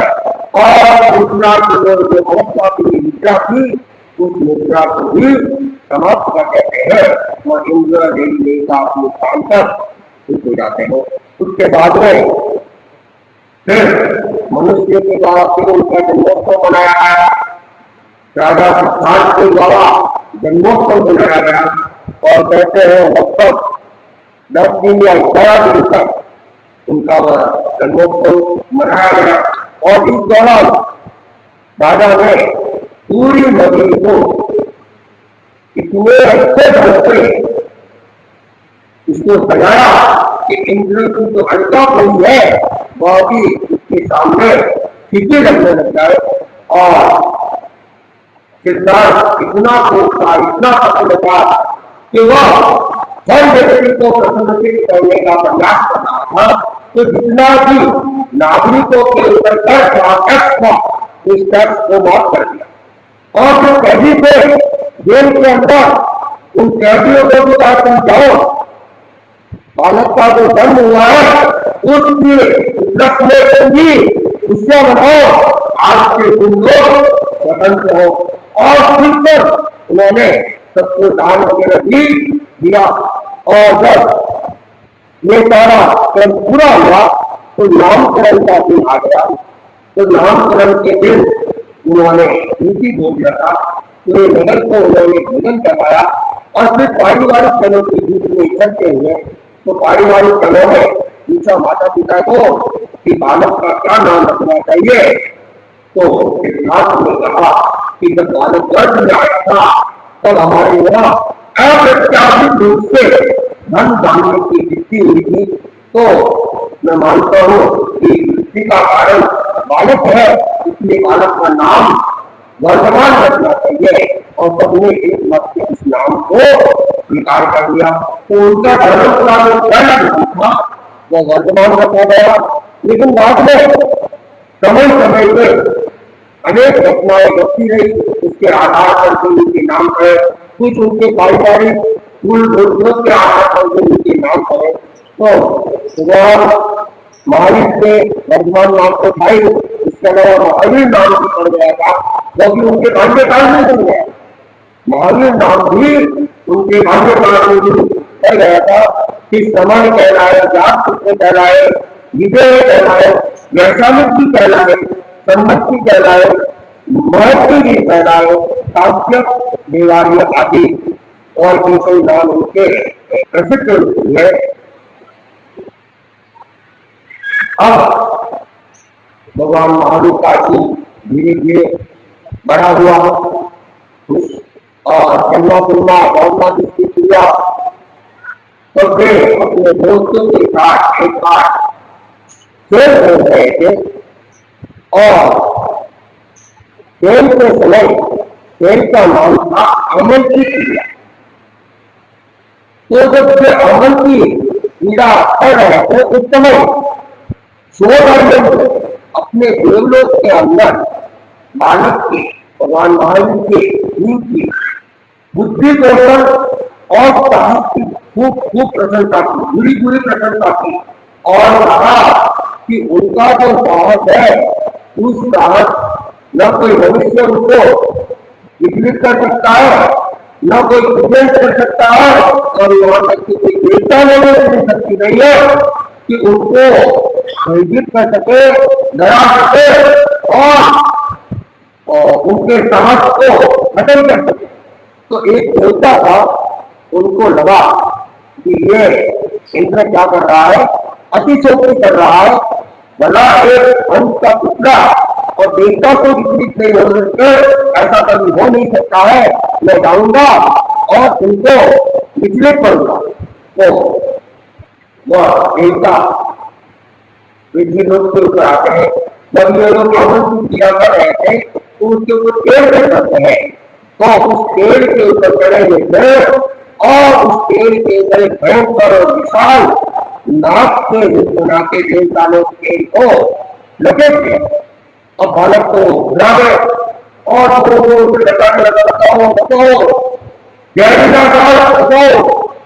और वो बालक महावी उसने अपने दोस्तों की आवाज सुनी और पेड़ के ऊपर नजर गई। तो बिना किसी घबराए के शांति के साथ चलते चलते पेड़ के पास लगाने और नाक को पकड़ा और पकड़ के घुमा के दूर और फिर लौटी खेत के अंदर लग गए। तो अब दूसरा खेलता उनका सिंधु तक उसमें क्या होता है, दोनों वालों एक लक्ष्य बना देते हैं। जैसे सामने पेड़ है, खंबा है कि दौड़ से राजा और जो सबसे पहले उस लक्ष्य को स्पर्श कर देगा वो विजय को प्राप्त। तो भगवान महावीर अपने दोस्तों के साथ लोगों के बीच में वो देवता था, वो भी रूप बना के उनके दोस्त के रूप में आ गया, किसी दोस्त को गायब कर दिया भी पूछती है और वो भगवान महावीर के साथ खेलने लगा, दौड़ने लगा और उसमें महावीर की विजय हो जाती है। हो सकता है देवता ने जान बुझ के हार भी गया हो और जो हार जाता था उसको क्या करना पड़ता था, जीतने वाले को पीठ पे बिठाकर घुमाना पड़ता था। जैसे बुरा होकर बोला कि बच्चे घुमाता ना, तो वो महावीर और बालक महावीर वो किया देवता को पीठ पे ऊपर। अब देवता ने क्या किया, अपने आकार को बड़ा करना चालू कर और वो भी देखता था और बच्चों ने देखा, बच्चे को बिगड़ा था, दूर भागने लगे, दूर दूर दूर।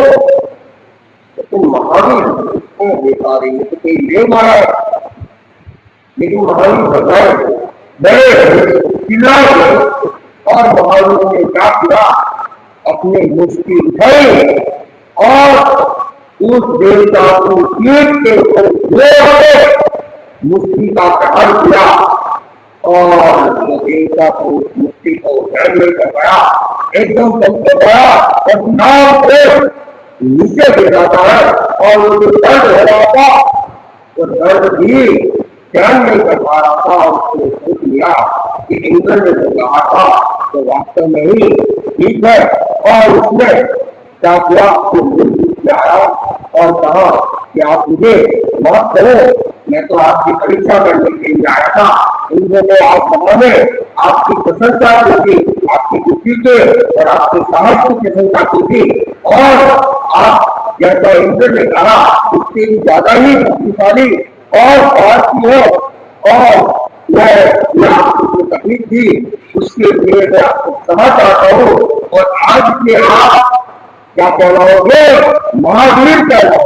तो देवता के द्वारा यहाँ पर इनको महावीर नाम दे दिया जाता है।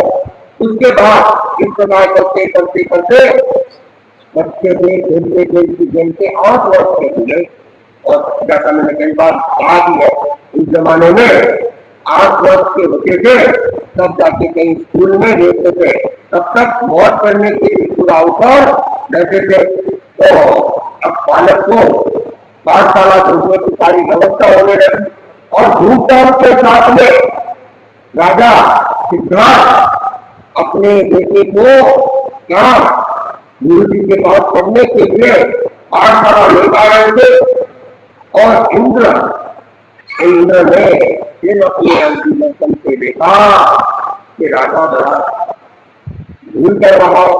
अरे जो चरण 3 दान से बन गया उनको क्या करने की जरूरत है, कहाँ उनको भेजा जा रहा है, लेकिन उनको ज्ञान का पता ही नहीं। तो उधर राजा सिद्धार्थ ने तो पाठशाला में छोड़ दिया, वे तो घर आ गए और पाठशाला लगी हुई थी। गुरु जी अपने आसन पर बैठ कर भगवान का गीत सुनते बैठा था, शिष्य था तो स्टूडेंट के कान पर बैठा था और उनके गुरु जी ने उनके स्थान पर बैठे हुए थे और बच्चों को पढ़ा रहे थे। इतने में इंद्र ब्राह्मण का रूप बना कर आता है और ब्राह्मण का रूप बना के आके उनके गुरु जी को कुछ व्याकरण के प्रश्न करने चालू और व्याकरण के प्रश्न पूछा और गुरु जी से तो वो समझ नहीं आ रहा था। वैसे इधर उधर काउंट करने लगे, आकाश की ओर अपनी दृष्टि घुमा रहे थे लेकिन उत्तर नहीं आ रहे। तब इंद्र ने तो ब्राह्मण का रूप था, उसने बात पूछा क्या आप लोगों में से किसी को आता है क्या? तो और बालक को बोला जब गुरु जी को नहीं आता है तो उन बालकों को क्या होता, लेकिन महावीर खड़े हो जाते हैं और महावीर ने उन व्याकरण के तत्वों को समाई और इस प्रकार कहते हैं इंद्र ने अनेक अनेक प्रश्न किए, लेकिन गुरु जी तो उत्तर नहीं दे पाए। और भगवान महावीर के जीव में क्या है, उन सारे प्रश्नों को हल कर दिया और एक लंबी चर्चा हुई।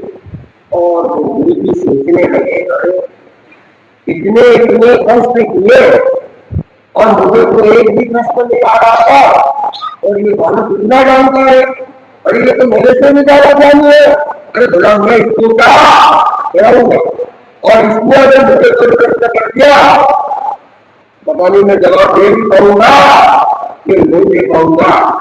वो सोच के रहते कि इंद्र जो ब्राह्मण वेदकारी था, उसने अपने युद्ध में गिराया और कहा ये बालक को बोलने वाला शंकर है, भगवान है, और उनके ऊपर से ही मक्की की पिता अवधि ज्ञान भी है, इन ज्ञान के धन्य उनको बड़े की जरूरत। और उनके उनको सम्मान बाकी राजनारायण ने दे जाते हैं, तो सिद्धार्थ को कहते आपने किसको दे दिया, अरे ये तो बड़े बड़ा है, ये तो मेरे लिए गुरु है, मैं आप इनको बनाने की कोई अपेक्षा नहीं है। तो फिर वे वहीं के रह जाते हैं, घर आ जाते हैं। फिर वे बड़े होते तो उनकी विवाह करने की कोई मानसिकता ही नहीं थी, भोगों से मिल चुके। लेकिन सिद्धांत चाहता था कि उनकी शादी हो, तो क्या करे, वो तो अनामत की है। तो उनके दोस्तों को कहा कि इसको समझाओ, विवाह के लिए तैयार करो। तो दोस्तों ने उनको समय समय से समझाने की कोशिश की। एक बार उन्होंने डिबेट रखी, डिबेट में विवाह के यह होना चाहिए या नहीं होना चाहिए, पक्ष विपक्ष के अंदर अपने अपने चिंतन रख रहे थे। तो भगवान महावीर का जीव वो तो विवाह के विपक्ष में ही थे, उन्होंने उसका पक्ष लिया नहीं। तो ये तो बदले कर रही थी, कृष्णा ने सुन ली, और कृष्णा ने देखा भाई को अरे विवाह के पक्ष के दस कोई काटते डाले और इस तरह रहा और कोई विकसित हो जाएगा, और फिर विवाह करेगा नहीं। तो कृष्णा में कोई बीच में आ गई, और बीच में आके उसने कहा कि विवाह करने की तेरी इच्छा नहीं है, लेकिन मेरी इच्छा है, और मेरी इच्छा मानकर ही तुम्हें क्या करना पड़ेगा, विवाह करना पड़ेगा।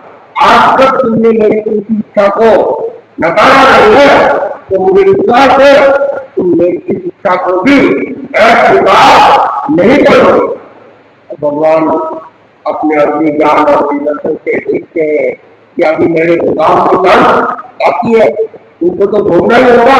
तो वे मौन दे जाते हैं, और उनकी मौन को ही स्वीकृति मानकर माँ कृष्णा उसको घोषणा कर देती है कि महावीर का विवाह होगा। और उसके बाद सिद्धार्थ ने गंगा को देखना चालू किया, और पास का एक नगर था बसंतपुर नगर, जिसके नायक थे राजा के समरवी, और उनकी पत्नी का नाम था पद्मावती, और पद्मावती की पुत्री से बालिका का जन्म हुआ था यशोदा। उसके साथ में विवाह संबंध रखा करने के विवाह करवा देते हैं, और विवाह करने के बाद भगवान महावीर का जी भोग के लिए भी बड़े नेतृत्व थे, अनासक्त थे, और उनके एक पुत्री होती है, उसका नाम रखा गया प्रियदर्शना, और जिसकी विवाह उस समय राजकुमार जवानी के साथ में उनका विवाह हो जाता है। तो अभी भगवान महावीर यौवन अवस्था के अंदर यहाँ के जीवन जी रहे, तो हम उनके भगवान महावीर के जीवन का आगे का वर्णन समय के अनुसार आगे करेंगे। और परिश्रम का आज 5वां दिवस है, और आज के दिवस को आचार्य प्रवर की दिशा दृष्टि के अनुसार अनुगत चेतना दिवस के रूप में मनाया जा रहा है। महिला मंडल ने भी आज अनुगत चेतना दिवस पर अपने एक सुंदर दीपिका प्रस्तुत की, और मुनि कुमार जी ने भी अनुगत के बारे में जानकारी दी। थोड़ी जानकारी मैं भी दे देता हूँ। अनुगत तब आप लोगों को जानते हैं, अनु मतलब छोटा, और रथ मतलब नहीं है। जहाँ छोटे छोटे नियम हो उसे अनुगत कहा गया है। आचार्य तुलसी ने मानव समाज के तेरापन समाज संपूर्ण मानव समाज के अंदर धर्म कैसे स्थापित हो उसके लिए उन्होंने कुछ नियमों को बनाया और भी ऐसे नियम बनाए कि कोई भी जाति हो, धर्म हो, नियम हो, उसमें उसको नियम से कोई आपत्ति नहीं हो सकती है। और इस नियम की पालना कर सकता है। इस नियम की पालना करने वाले को भगवान महावीर को मानना होगा, आचार्य तुलसी को मानना होगा। ऐसा भी असांप्रदायिक, क्योंकि आचार्य तुलसी ने लिखा वर्तमान कलयुग अनुगम का युग, और अनुगम में क्या किया है? अशांति फैलाती है, भयभीत कर रखा है। लोग अनुगम के कारण से दुखी है, तो ऐसे समय में व्यक्ति को शांति की जरूरत है, सुख की जरूरत है, साहस की जरूरत है। तो उन्होंने अनुगम के विरोध के अंदर अनुगत को एक स्थान दिया और लोगों के सामने छोटे छोटे नियम प्रस्तुत किए और लोगों को दिखा रही है तो बहुत अच्छे नियम है और लोगों को कोई दिक्कत नहीं है। और फिर और जाति धर्म में इसका प्रसार भी होने लगा और इसकी स्थापना और आंदोलन की स्थापना 1 मार्च 1949 को हुई थी। 1 मार्च 1949 और पिछले वर्ष अनुगत आंदोलन की स्वर्ण जयंती बनाई गई थी। 75 वर्ष उनके लिए हो चुके थे। अभी वो 76 वर्ष में चल रहा है। इतने लंबे समय तक आंदोलन का करना ये भी अपने आप में महत्वपूर्ण बात है। प्रवचन कर रहे हैं नरेंद्र जी, सबका ध्यान कर रहे हैं, कोई बात नहीं, जैसा हो नहीं कर देंगे, सबका ध्यान खरीदन जा या तो मैं इसको कर दूं या तो मैं बंद कर दूं।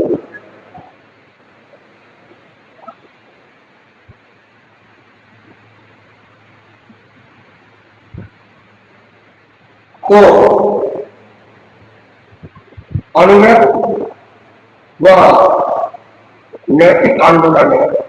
और जैसा कि अभी मोक्ष कुमार जी ने बताया कि आचार्य महात्मा जी ने अपनी जो यात्रा प्रारंभ की थी वह यात्रा नैतिकता सद्भावना की यात्रा थी। और आज भी आचार्य प्रवर अनुगत आंदोलन की अनुपासना के रूप में इस अनुगत यात्रा को आगे बढ़ा रहे हैं। और तेरापन धर्म संघ में इस अनुगत आंदोलन का अपना विशेष महत्व है।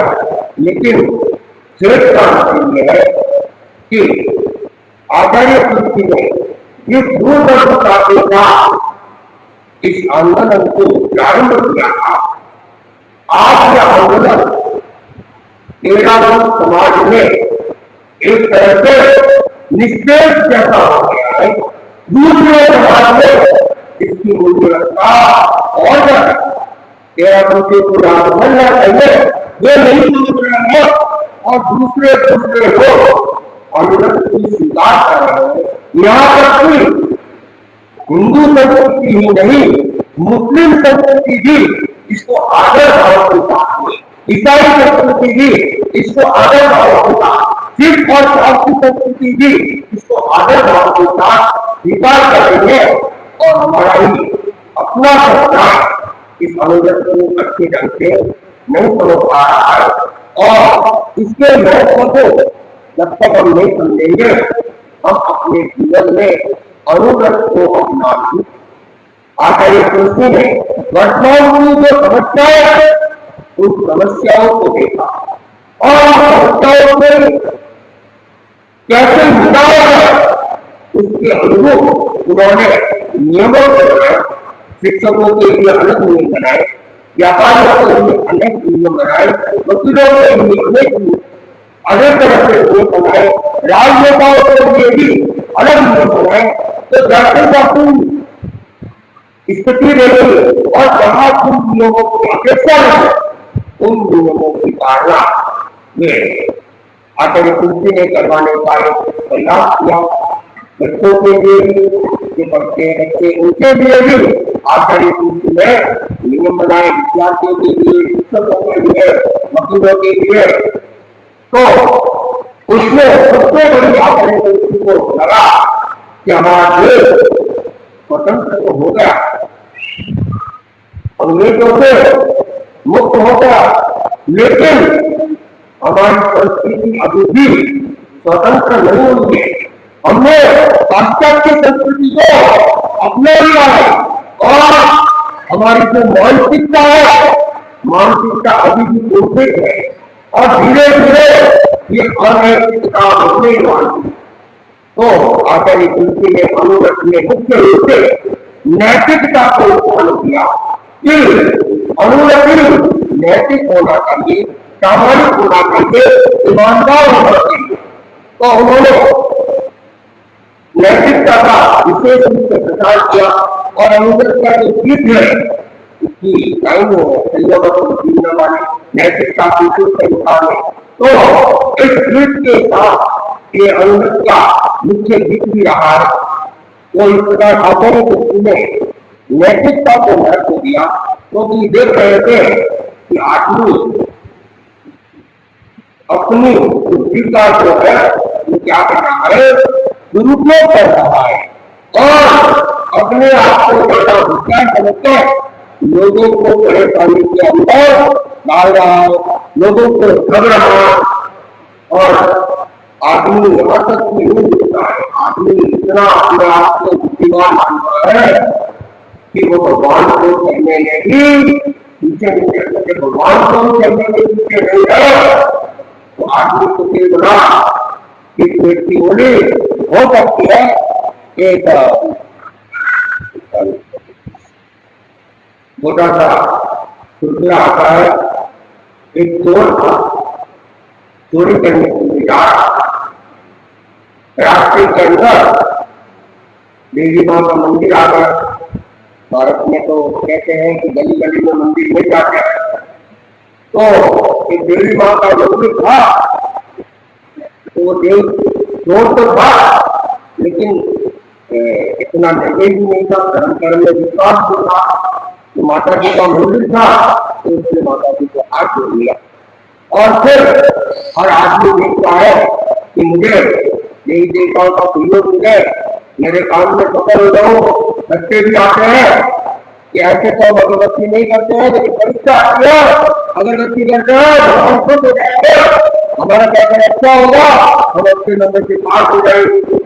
एक छोटा बच्चा भी भगवान को खुश करने की कोशिश करता है और जो उसने भी कहा है मां चोरी करने जा रहा हूं, ध्यान रखना थोड़ा, अगर सफल हो जाऊंगा तो 11 रुपए की खर्चा भी आपको करा दूंगा। अब देखो भगवान को भी विश्वास, तो बिना विश्वास का काम करता ही नहीं, भारत में तो चलता ही नहीं है। तो भगवान को भी विश्वास की पेशकश कि आपको काम में सफल करवा देना, आपकी हिस्सेदारी, आपका भी शेयर मेरे साथ में जुड़ जाएगा। तो 11 रुपए का शेयर दारी देवी को भी पास में बना दिया और चोरी करने के लिए चढ़ा रहा है और भाग्य में गलता था, चोरी में सफल हो जाता है और चोरी करके घर जाता है। दूसरे दिन देखा है माँ को वो कथा भी बोली हुई है, चले थोड़ा कर लेते हैं। तो वो बाजार में जाता है और उसमें सर्दी का मौसम था, तो खजूर वगैरह आ जाते थे जगह से घूमते हैं ना नारियल के ऊपर, तो उसने 5 रुपए की खजूर खरीदी। कितने रुपए की बोली, कितने थे? 11 रुपए की। तो उसने 5 रुपए की खजूर खरीदी और देवी मंदिर के पास में आया कि माँ 11 रुपए की बोली बोली थी, 5 रुपए की पैसा भी चढ़ा रहा, अपना खेल का हिसाब बाकी है। क्योंकि बंदियों का काम होता है तो रोटेशन में पेमेंट होता है, तो रोटेशन में होता है एक का पूरा पेमेंट एक हफ्ते अगला माल आएगा, फिर आधा पेमेंट। तो उसने भी कहा ₹5 का हिसाब में कुत्ता कर रहा हो, पैसा अपना हाथी रहेगा और के काम आगे तो कबूल है और बच्चा भी गुना रही है। ये तुम्हें क्या करा, मैं आपको अंदर से कुछ कराता हूँ, अंदर उस कदम को खोला, बीज बीज निकाले और माता के सामने दिए और आपकी मां ने क्या करे, ₹5 का हिसाब पूरा चढ़ावा से चढ़ा दिया। आप लोग उठा रखो 100 की बोली और इतना सा मारा था और हिसाब दूसरा तुम्हारा से चढ़ा नहीं था और इतना को चढ़ाया अगला हिसाब किया। तो उसने भी वही काम किया कि अंदर से चीज चढ़ाओ तो बाहर से चढ़ाओ, पूरी तरह से नहीं चढ़ानी थी तो अंदर अंदर की सारी चीज आप चढ़ा 50% चढ़ा दी और आगे थोड़े से हो गए। उसने देखा ज्यादा कर इतना तो ठीक नहीं है, डेरी का कुछ नहीं हो जाए तो ₹100 का हिसाब पूरा कर ले। फिर बाजार गया तो इतना ₹100 के ले और मेरी माँ के सामने गया, माँ हिसाब पूरा करने आया हूँ, ₹100 की पेड़े लेकर आया हूँ और फिर पिछली बार आपको अंदर की चीज कराई थी तो इसका बाहर कुछ चीज रहता हो ताकि गले भी है तो सिक्के को माँ के सामने तो केले केले खुद नहीं।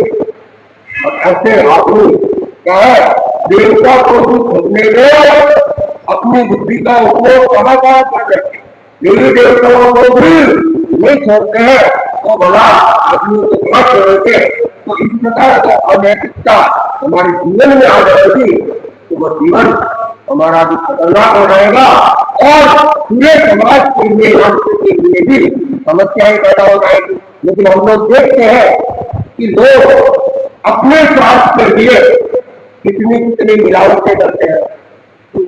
आलू मिला जाते हैं दूध के अंदर और 40 मिनट के अंदर करते हो पत्थर के छोटे छोटे टुकड़े ही मिला जाते हैं। और आजकल तो दवाइयों के अंदर भी मिलावट लग गई। आदमी अपने जीवन को सुरक्षित रखने के लिए दवाई करता है, लेकिन दवाइयों में दवाई के शब्द है ही नहीं, डुप्लीकेट माल है और उनके अनेक बार मौत के आज भी उतरना पड़ता है। तो इस प्रकार जो अनैतिक वातावरण है उसके विरोध में आते किसी ने नैतिकता को स्थापित करने का प्रयास किया। और दूसरी समस्या नशाखोरी की हम देखते हैं जैसे जैसे समय बीतता जा रहा है नशे को नहीं मिल रहा में आचार्य आंदोलन स्थापित किया होगा। अब तो पता नहीं इतनी इतनी चीजें भी आ रही थी, लेकिन अब तो धीरे धीरे और बढ़ती जा रही है। और आजकल घूमने में आता है कॉलेजों के अंदर स्कूलों के अंदर इनकी खूब बिक्री होती है और 1 साल पढ़ने के बाद में ये अगर इस चीज को सेवन नहीं करते हैं जीवन की कोना बताए या नींद हो जाते हैं तो ये नशाखोरी ये भी बहुत बड़ी समस्या है। तो नशाखोरी को हटाने के लिए व्यसन मुक्ति का एक अंग के रूप में आंदोलन किया। और तीसरी बात आकृति में बहुत बड़ी समस्या है, व्यक्ति अपनी बात को इतना हो जाता है कि वो दूसरों की बात को सुनना ही नहीं चाहता। और इसी के कारण से आज अनेक धर्म के विचार होते हैं, अपने अपने समुदाय की बात को पकड़ के एक दूसरे के ऊपर मानवांतिक तक करना चालू कर देते हैं, हत्या तक करने के लिए तैयार हो जाते हैं और वातावरण को अशांत और उग्र बना देते हैं। तो ये भी एक समस्या है। इसमें आचार्य कुर्सी कहते हैं कि हम जीवन में ऐसे नियम लें जो हमारे जीवन के लिए कल्याणकारी हो, प्राथमिकता संपूर्ण मानव समाज के लिए क्या बन जाए, उपयोगी बन जाए और हर व्यक्ति शांति के साथ सुख के साथ अपने जीवन को यापन करे। इसलिए उन्होंने एक अनुगत की आचार संहिता दी और वह आचार संहिता न केवल हमारे आचार संहिता को प्रत्येक व्यक्ति अपना ले तो हम देश की नहीं विदेशों की भी समस्याओं के समाधान में तो योग भूत बन सकते हैं आचार्य तुलसी में। ये आचार संहिता के अंदर 11 मुख्य नियम बना है और उसके बाद में छोटे छोटे अनेक नियम बने और अनुग्रह से जो हर आचार संहिता है वो आचार संहिता में ऐसा कोई नियम है कि जिसमें ज्ञान धर्म को स्वीकार करना पड़ेगा, तेरा धर्म को स्वीकार करना पड़ेगा, या इस आचार संहिता को मानने वाले को आचार्य बुद्धि को अपना गुरु मानना पड़ेगा, या वाणु को अपना आराध्य स्वीकार करना पड़ेगा। ऐसा कोई भी नियम नहीं है। हर व्यक्ति अपने धर्म संप्रदाय के अनुसार गुरु और भगवान को मानते हुए अपनी परंपरा का निर्माण करते हुए बिना किसी दिक्कत के उन नियमों की पालना कर सकता है। तो वे 11 नियम है, यह किसी भी निर्धार प्रांत की संकल्प पूर्वक हिंसा जरूर करूंगा और उसमें एक आत्महत्या भी नहीं करूंगा, यह हत्या भी नहीं करूंगा। दूसरा, मैं आक्रामक नहीं करूंगा और आक्रामक के लिए उस नीति का समर्थन भी नहीं करूंगा और विश्व शांति और निःशक्तिकरण के लिए प्रयत्न निःशक्तिकरण का प्रयत्न करूंगा और मैं रचनात्मक और तोड़ गुणक प्रवृत्ति में भाग लूंगा। मैं मानवीय व्यवस्था में विश्वास करूंगा, जाति रंग आदि के आधार पर किसी को ऊंच नीच नहीं मानूंगा, किसी को असत्य नहीं मानूंगा। मैं धार्मिक सहिष्णुता रखूंगा, सांप्रदायिक उत्तेजना नहीं फैलाऊंगा। मैं व्यवसाय और व्यापार में प्रामाणिक रहूंगा, अपने लाभ के लिए दूसरों को हानि नहीं पहुंचाऊंगा, संज्ञापूर्वक व्यवहार नहीं करूंगा। मैं ब्रह्मचर्य की सीमा और संयम की सीमा का निर्धारण करूंगा। मैं चुनाव के संबंध में अनैतिक आचरण नहीं करूंगा। मैं सामाजिक कुरीतियों को आश्रय नहीं दूंगा। मैं व्यसन मुक्त जीवन दूंगा, मादक तथा नशीले पदार्थों का शराब बांधा का सेवन नहीं करूंगा। मैं पर्यावरण की समस्या के प्रति जागरूक रहूंगा, हरे भरे नहीं काटूंगा, पानी का व्यय नहीं करूंगा। तो ये 11 नियम और इसके साथ में उप नियम साथ में है। तो ये एक अनुगत की आचार संहिता है। हमें इस आचार संहिता को समझना चाहिए और प्रत्येक व्यक्ति को तो कम से कम इस आचार संहिता का पालन करना ही चाहिए, ताकि जो हमारे आराध्य के आचार्य तुलसी उन्होंने तो महान दूरदर्शिता को जारी किया और उनके प्रति एक श्रद्धा समर्पण कर सके। वो एक तो के साथ मैंने अपनी बात को समाप्त कर लिया।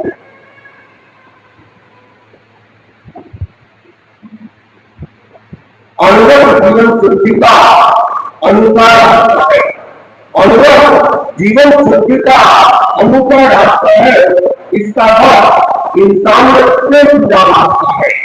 इसको हल्के दिमाग से लेना चाहिए, इसको हल्के दिमाग से लेना चाहिए। यह हल्के भजन नहीं हल्का रास्ता है, यह हल्के भजन नहीं हल्का रास्ता। एक तो कब होगा जब कुछ मान रखोगे, ये तो छोटे छोटे जीवन है, ये रास्ते की तो नहीं है। अनुगत इंसान को इंसान बनाना चाहता है, अनुगत इंसान को इंसान बनाना चाहता है, अनुगत धीरे धीरे को उठाना चाहता है। ज्ञान से वो अनुगत और कुछ नहीं चाहता, अनुगत सोए इंसान को जगाना चाहता है, अनुगत सोए इंसान को जगाना चाहता है। तो हम अनुगत के महत्व को समझे और अनुगत को जीवन में धारण करने का प्रयास करें। और आज के तपस्या वालों, जो भी बड़ी तपस्या वाले हैं ना, ये खड़े खड़े क्या काम करने वाले 60 तपस्या क्या ना 60 और तो दिन में तो करनी पड़ेगी संतोष भाई 5 एक और दिन से निकल चलो देव के साथ को कल सवेरे तेरे का पता है और इतने डालना तो लगा क्या का रखा देव के साथ को कल सवेरे सूर्योदय नकाशी और ऐसी धारणा हो उस धारणा के अनुसार तीनों हाथ पर भगवान के त्याग है नाथ को भगवान के त्याग है सत्य भानु के त्याग। अब उपवास के ढेला उपवास ढेला देव के साथ हर सवेरे सूर्योदय नकाशी और की चर्चा धारणा होता तीन अवतार के त्याग है नाथ को करो और त्याग है सत्य भानु के त्याग। एकादश का सत्याग्रह करने वाले देव के साथ कल सवेरे सूर्योदय का एक बार एक जगह एक घंटे से ज्यादा खाने के त्याग है सत्य खाने के त्याग है रात को चारों आपके त्याग और आज का एक घंटे त्याग गुलाब जामुन खाने का त्याग और उपवास और सूचना लगे रात के कार्यक्रम की उपवास की तारीख आज तो दूध है और कल तीज है। कल के उपवास तीज के उपवास अमित पुराण बाबूलाल की बकरिया महावीर की भेड़िया अमरादेवी भेड़िया कंचन देवी भेड़िया परमेश्वरी बालक जैसी देवी नागरिका शांति राजी घंटा है और आज के उपवास बना है अभिनंदन सालेका नीतू सालेका रक्षा सालेका नैनादेवी घंटाली लंबू देवी साधी भावेश कोकरिया संतोष देवी भरेरा और एकासन के नाम कल के एकासन तीज के एकासन नमन साधे और आज से उन्नीसा बाबा मुस्कान साथे रंजना सालेका और मौन देवी सागे ये आज के और संवत्सरी नृत्य आरंभ है सभी भाई बहन अपनी तैयारी करने और ज्यादा से ज्यादा अष्ट प्रहरी पोषण नहीं हो सके तो 6 प्रहरी और 4 प्रहरी ये पोषण करने का विशेष ध्यान है संवत्सरी का दिन को पोषण नहीं हो ये ज्यादा अच्छा होता है ताकि धर्माराधना व्यवस्थित ढंग से हो जाए तो ज्यादा से ज्यादा अष्ट प्रहरी पोषण करने का प्रयत्न करें और रात्रिकालीन कार्यक्रम के अंतर्गत आज रात को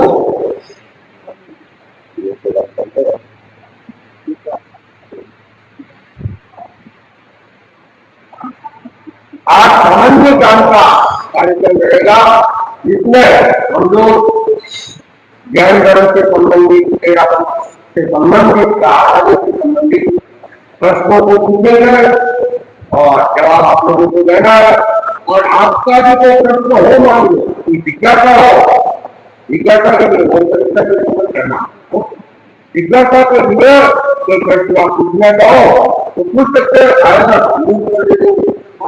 तो रात्रिकालीन कार्यक्रम के अंतर्गत सामान्य ज्ञान का कार्यक्रम रहेगा और फिर कल बात हुआ सोशल मीडिया के लाभ आगे तो अपने अपने नाम मनीष मोटिया तक पहुंचा गए और बाइक का न्यूज परिषद ने एक मैसेज भी मैसेज दे दिया मैसेज क्या है बता दो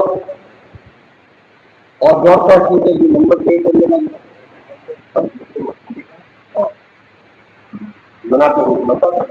बता दो और वो किसके नंबर दे बिल्कुल ठीक है वो भी बता दो तो किसी के नंबर आपको कितना देंगे आज नंबर भेजना चालू कर देंगे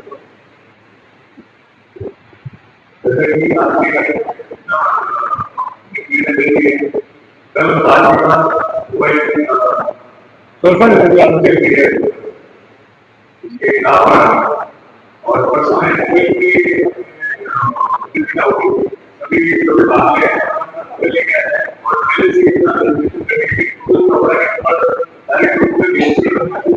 तो उस संदर्भ में आप ऐसे आपको ये करेगा उसमें आपको यहाँ पे तो पचास नंबर लेंगे अगर जो पहले नाम आएंगे उनका पहले आज रात्रि का एक करेगा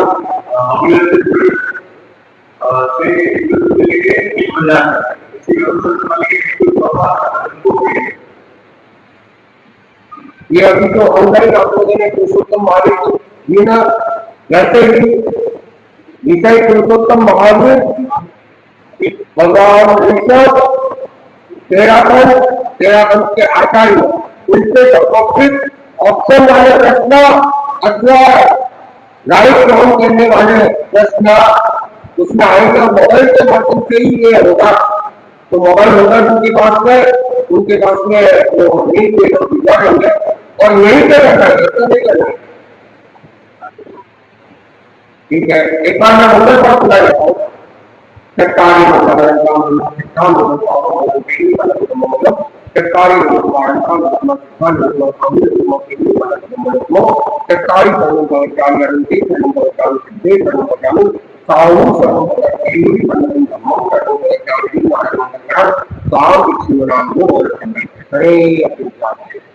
अब सोचना